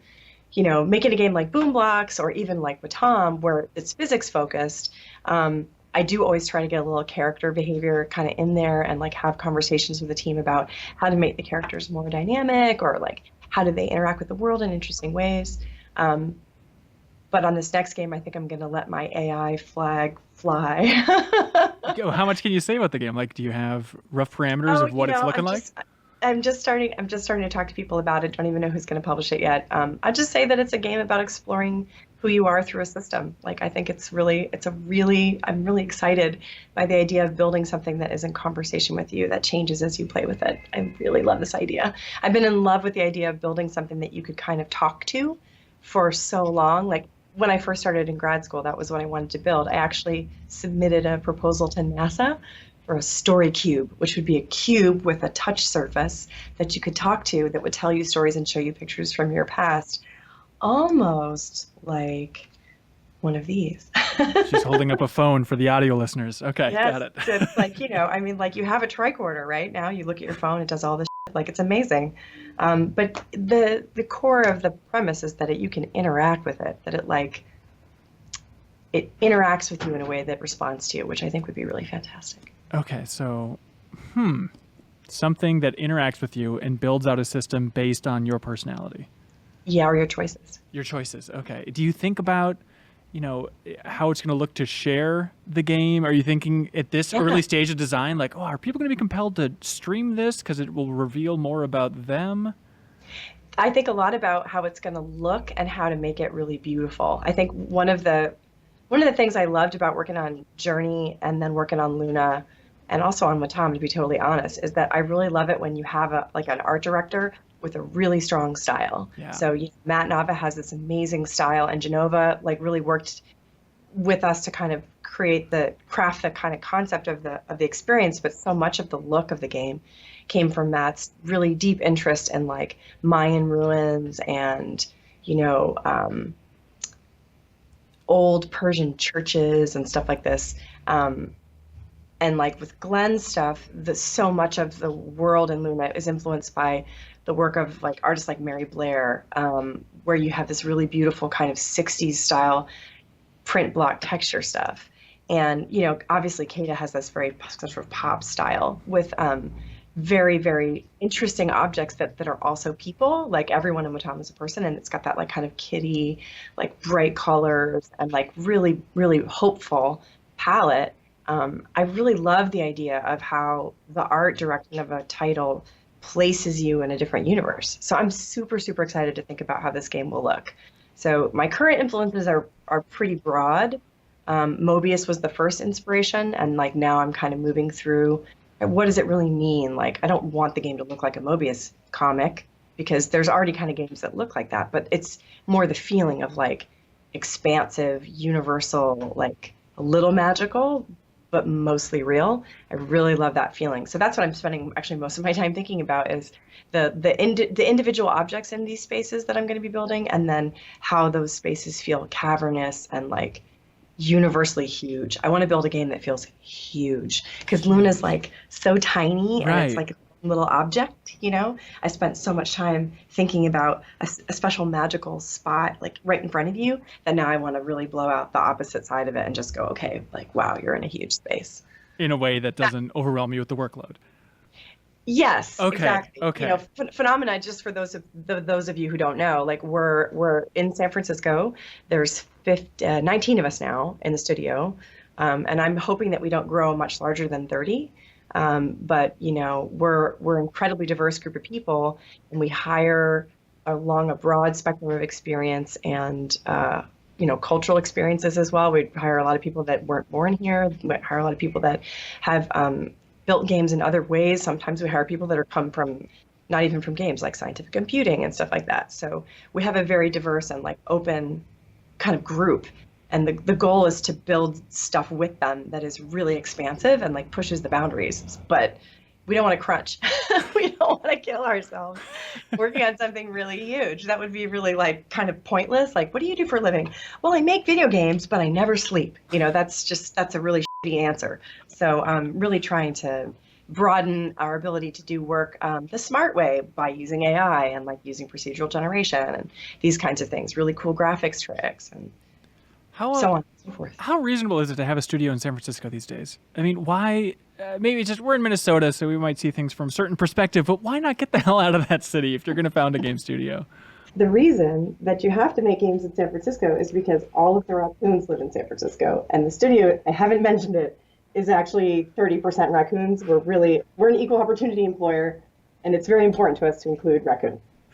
Rowan, you have the worst definition of play it straight. You just lean into it all. But is it just the vibe in San Francisco? People want to come there, even if it is the most expensive place on planet Earth and probably throughout all of the solar system? You know, I love San Francisco because it's gay. I love San Francisco because it's friendly. Yeah. You know, it's an open community. The Bay Area is a place where a lot of people come to find themselves who didn't feel like they fit in anywhere else. It has changed since I moved here in 2005. It isn't, in my mind, it isn't any less friendly to different perspectives than it was before. Okay. If anything, we're just adjusting to the idea that more and more people want to be around people like us. I think that's true. Also, like, a lot of people come here to do jobs in tech, and then those jobs don't turn out to be really fun. Right. Like, they turn out to be kind of dry. Or like in my case, you know, I was doing this graduate research on mobile robotics, and then I realized, holy shit, that means drones, and that means killing people. And Right. I would much rather work on virtual experiences where people explode and then giggle than work on technology that's going to actually send bombs somewhere and blow up real people. That would, I mean, just like not even a choice. Yeah. So, so I think that one of the things that we provide by being in San Francisco is an alternative for people who have been doing jobs that pay tons of money but are not motivating. They can come work at the studio for a fraction of their paycheck and make silly indie games. I mean, there comes a time in everyone's life where it's a good risk to just like step out of your comfort zone and do something fun for a while. And I think we're rapidly becoming that kind of a place. Is it tough to maintain that spirit throughout the entire studio? Like, there's got to be weeks where you guys are just getting bogged down, not quite in full crunch mode, apparently, for trying to avoid that so much. But there's got to be those weeks where it's like, I don't think I've heard anybody laugh for a week. We should probably shake this up a little bit. You know, Unfortunately, we have several phenomenauts who are punners, so there are always laughs, but they're those kind of painful, dad joke laughs. We Still definitely counts. have Still counts. They count at lunch. I think that when both projects, because we're basically working on Luna and Watam kind of at the same time right now, and then we're spinning up this other project. Like when both projects are in crunch mode in the sense of like they have really tight deadlines or we have shipping milestones coming up and things like that, and it feels like we don't have enough time, it does get a little bit sort of like in the studio. Yeah. And what you just do is you acknowledge it. You're like, I mean, you don't want to force people to feel like they're having fun, but if you're honest with them and you let them know, like, hey, it's not so bad, that would be great. Thanks, Eddie. Someone moved my car for me. That's very nice. That's very nice. Just jumping back to The Sims just a little bit. I've been fascinated by this question, and I don't think it's out there. Maybe I'm just terrible at searching for it. But do you feel like, and aren't you surprised that the industry has not filled a more indie gap open by The Sims? Like, where is The Sims' equivalent of City Skylines or something like that? Why is no one tackling that Sims genre, you know? I know the Sim genre is a confusing way to phrase it, but why isn't there an indie version of The Sims out there that's huge? Well, so one of the reasons that The Sims is hard to beat or hard to copy is that it takes a very long time to build a universe with that kind of behavior system in it. The way that The Sims works is that all the objects in The Sims, like a refrigerator or a bed or whatever, advertise value to The Sims. And The Sims have needs that they need to get fulfilled, and they go down at a tuned rate, and then they're attracted to objects that fulfill those needs. So if you have a Sim that's very hungry and very tired, and there's a fridge and a bed in the same room, they may walk to the bed and then sleep and wake up starving and then quickly make a meal, or they may eat and then pass out of exhaustion, before they're finished and then light themselves on fire and die, right? Like that's what makes it funny, right? Of course. But building a system like that from scratch, and Watam is a perfect example of this, takes a long time, because what you do is you first come up with the objects in the space and the characters. Then you have to tune all the character behaviors and all the object behaviors. And then you have to make sure that whenever you add something new, it doesn't totally fuck up everything else. So Watam is definitely one of the hardest parts now, is that it's getting to the point where it's at scale. And there are lots of different unique characters in it, but sometimes they don't get along very well, as in physically, like they just like their shapes don't work, or one has a behavior that causes the other's behavior to get tripped and then they get into a loop. So things like that are very hard to tune. A dynamic system is hard to tune. So I think one of the reasons that no one's really taken on The Sims in an indie capacity is because like The Sims is a huge, huge project. Like when I worked on it, I first started working on expansion packs. There were like 150 people on the expansion pack team alone. Holy shit. My Sims, the team for My Sims was over 75 people, and that was just a little Wii game, The Sims team itself is probably over 300 people. I mean, probably more than that now. And there's a lot of art outsourcing that gets done for all the objects now. So like if you're EA and you're running The Sims, like, yeah, you're making a lot of money, but you're also running like maybe a 700-800 person division just for that product. An indie version of it would require some really smart rigging, animation solutions, and AI programming. But then really the art burden of building something like that is huge. So many animators, so many artists. I mean, the animators and the artists on The Sims are some of the most talented people in the world, in my opinion, and also the most pleasant to work with because they love what they do. But it's a big organization. The Sims does not get made like easily, and it doesn't get made quickly. It takes a long time to think through all those systems. When I was working on it, one of my biggest jobs was to try and design new objects. And when you design a new object, you kind of have to pry open the hull of The Sims and poke around there and see where the object fits in terms of the systems, and then go to the engineers and ask for subtle changes or tuning so that you can have a lemonade stand that works the same way as a flower stand or whatever. And like a lot of work goes into thinking through those systems. So it's I would totally play indie Sims, but I can't even imagine who would have the lifespan to build it at this point. I think it would be a lot of work. That is exactly the answer I was hoping for. Thank you for going into that. I mean, with that many people at EA, like I'm trying to imagine, what was that campus like? What was going on throughout the halls of EA? What were the big defining moments of that era in that place?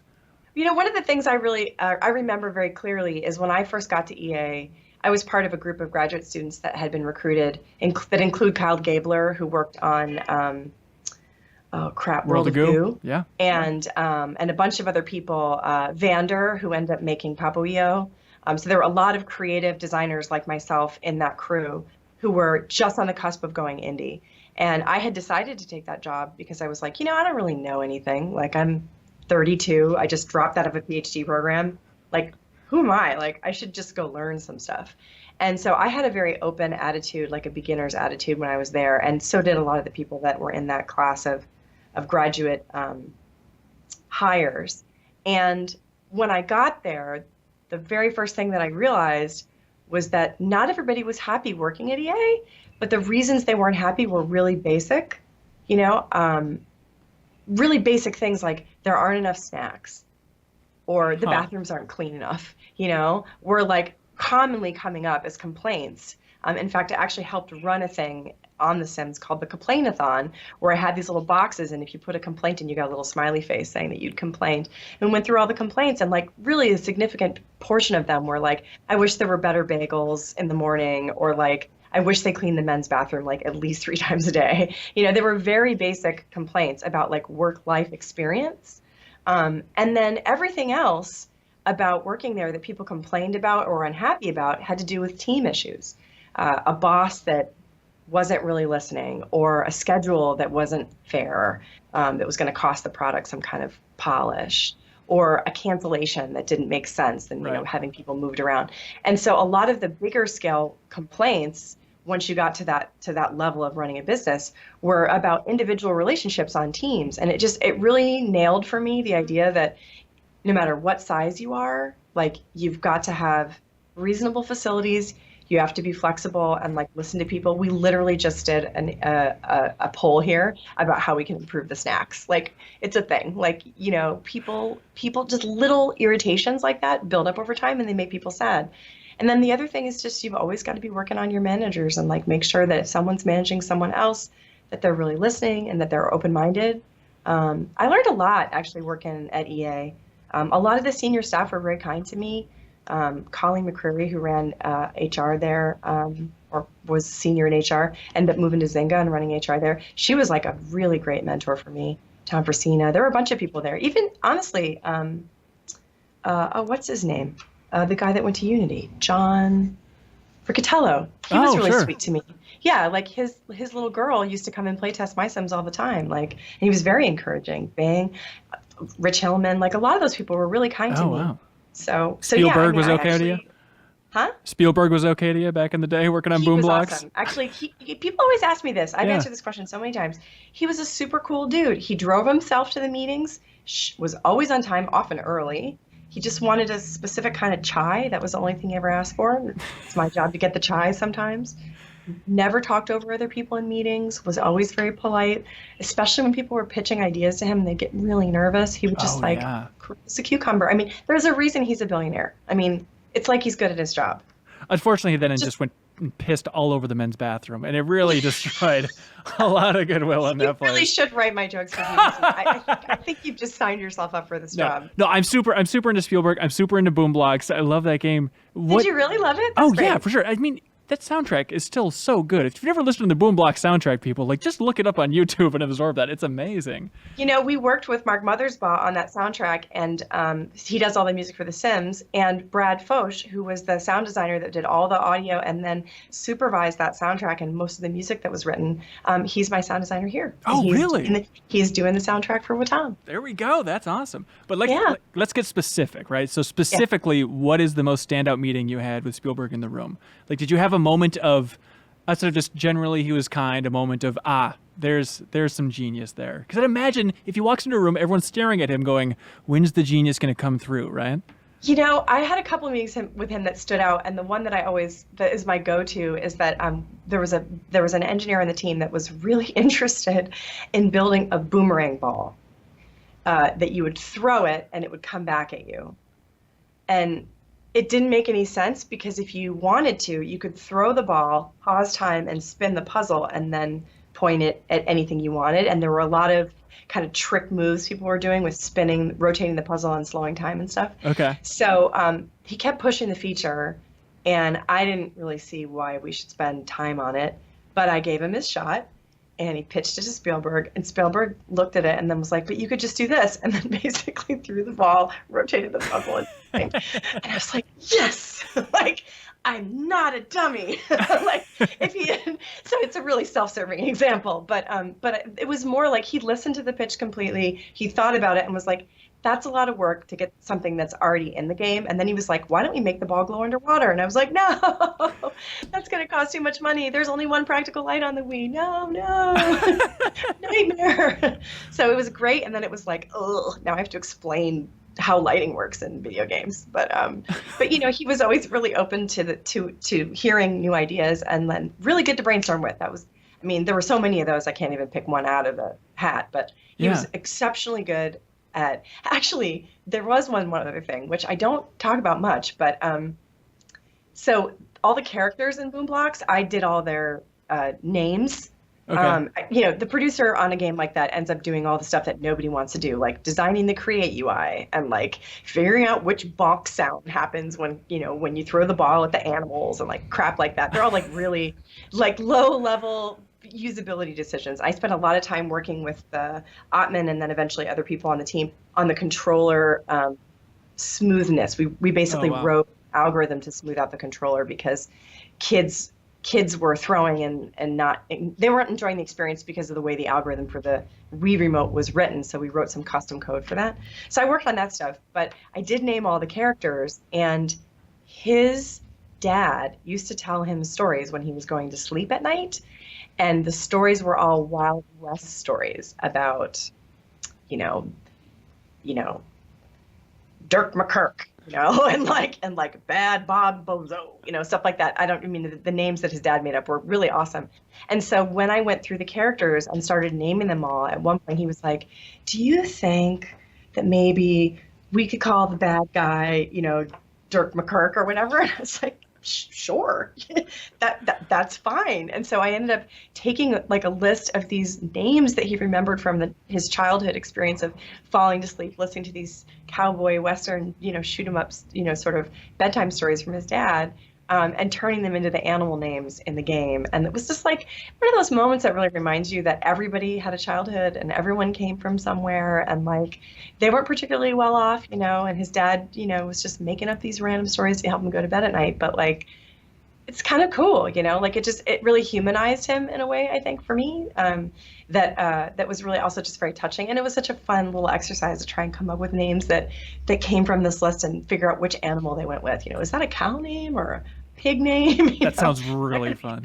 It's kind of nice to know, like, you know, everybody else that worked on that game, I'm sure Spielberg enjoyed it, like the finished product and whatnot, but I doubt any one person had more of like an emotional impact on him than like you implementing those names. So, like, if you ever see him in public, you can just be like, hey, remember me? I probably made you cry when you played Boom Blocks. Not at all. And that's the other thing. I really doubt he even remembers me. Like, he was working on a huge project that got canceled called LMNO. Yeah. It was on the other side of the building while we were working on Boom Blocks. So he had a whole can of worms to deal with on that project. And so we were kind of like, I feel like we were the little pick-me-up at the end because it was a simple game. It was very basic concept, and he had a lot of creative control over the art direction and the way the characters looked and all that stuff. And so I was kind of felt like we were the little like easy project. Yeah. But I think that also probably made us pretty forgettable. I wouldn't be surprised if he didn't even know my name from Adam. It's pretty wild. I mean, he's getting up there in years. He's probably not going to make another big push in the video game space realistically. I wish he would. He had great ideas. Yeah. I mean, it's just wild that like you got pretty close to a front row seat to Spielberg just head down in game design. I mean, that's an amazing gift. I mean, probably the greatest filmmaker of all time. And you got to see that, and it's probably not going to happen again.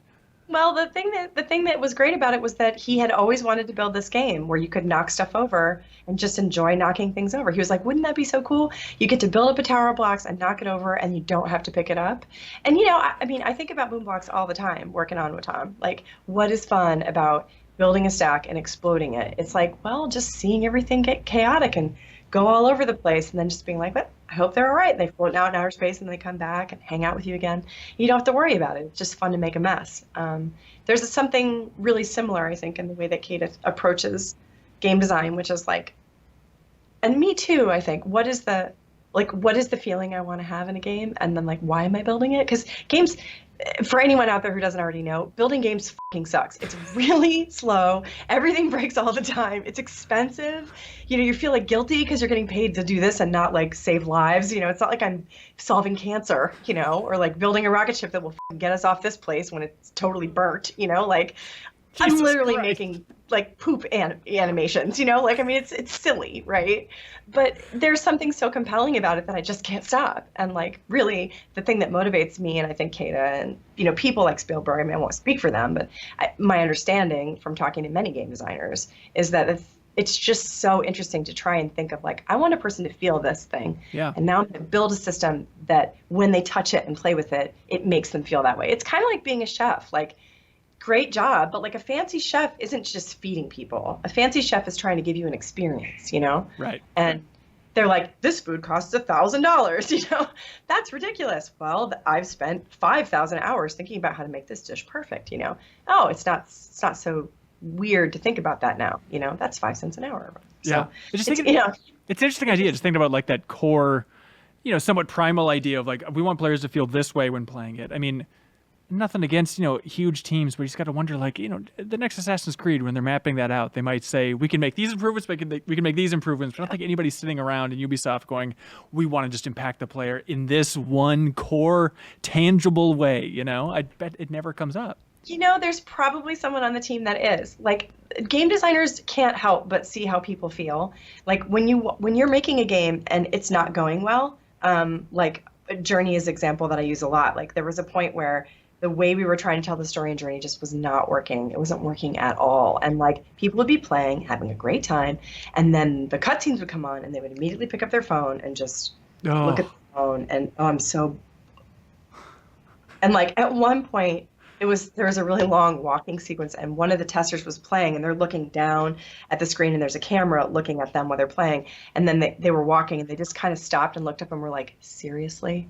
Like, this is so boring, and when that happens, it's like, like, it just feels so bad that you're screwing up. Not only are you wasting money that could be spent on cancer research or rocket ships to Mars, but you're also doing it poorly, and that feeling of not succeeding is so painful. So, there's always someone that's thinking like, our players aren't having a good enough time, or like this version of Assassin's Creed is interesting, but what's the hook? Why does somebody want to buy this version? Like the angry Lara Croft behind you in the studio there. Why does somebody want to see Lara Croft this mad right now? There's got to be somebody thinking about that, because if they're not, then why is it that way, right? So I mean, I do think that there's always somebody asking what the player feels, whether or not they have the power, the budget, the technical ability, or the buy-in from their team to make that happen is a whole different story, But I do think, I don't know, I don't like to bag on big games or like studios that just make big games, because they're filled with really lovely people. Oh yeah, for sure. Including, now I realize it's a weird connection, but thinking like, oh wait, Spielberg's kid, his son, I think is still working on Assassin's Creed up at Ubisoft. So yeah, that's probably a weird poll overall. But looking on the horizon, other than the release of Tom, are there things that you're really looking forward to? Things you can't wait to maybe play this year, to see happen this year? I'm really looking forward to Dreams. Oh yeah, of course. I just love Siobhan and I love her team.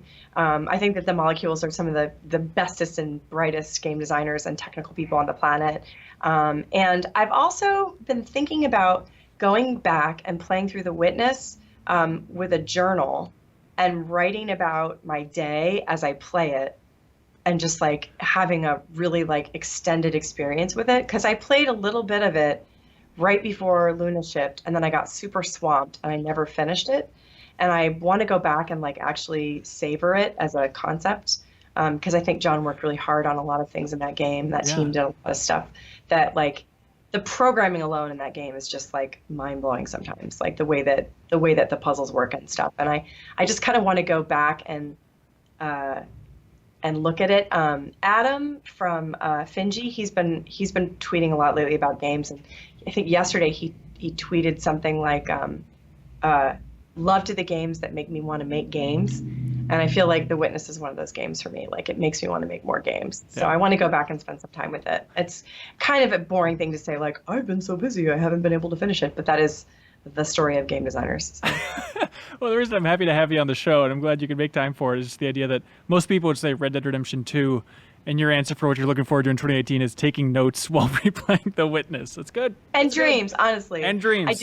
I do love Red Dead, and actually, this is a fun fact. When we were working on My Sims, there was a pitch contest basically inside the Sims division. Rod Humble asked us each to pitch if the Sims could be on the Wii, which was called the Revolution at the time. Yeah. Big letdown. Yeah, big letdown that ended up being on the Wii. But when it was called the Revolution, it was like, if the Sims was on the Revolution, what would it be? And the game that I actually pitched that I really wanted to build was a Western style, like a sim, like Harvest Moon, but set in the West, or Mule, where you rode your horse out into the wilderness, out into the West, and then you sat down and you made a little plot, and you made a little, like a farmland, a little house, and then a general store. And then people that came through, you could vote on whether you would keep them in your town or not. Ooh. And as they came through, you would set up the little plots for them and then tell them what to do. Like, just like Mule is like, okay, you should go here and then you get this much stuff. And the game would basically every day would sim out how individual properties worked out. And so it was like a Western version of Sim. So it was My Sims, very chibi style, like Harvest Moon, with building and crafting, just like it ended up with, but in a Western theme. And the EA marketing folks told me that Western games don't sell. So I was like, God damn it. And then Red Dead came out, and I used to play that game like without the HUD on. So I would just be like HUDless and like wander around in the landscape and try to like wayfind by landmarks and stuff. I really, really love that world. And so I'm sure the new one will be great, and I'll probably play the shit out of it. But what it really reminds me of is that those marketing people were wrong. Dead wrong. Red Dead wrong. every time I think of it, that's what I think of. God damn it. I hope they're listening. Cool. I hope they're listening right now, you people. Western games do sell. People love the fantasy of wearing chaps. What's wrong with you? Awesome. Well, hey, Robin, thank you so much for your time. Really appreciate it. And best of luck in 2018 and hosting the GC Awards. Should be fun. Yeah, I'll see you at the GDC Awards. Yeah, absolutely. And thank you so much for watching or listening to this episode of the Game Informer Show. Be sure to tune in next Thursday, and we'll have another new episode waiting for you. Bye, everybody.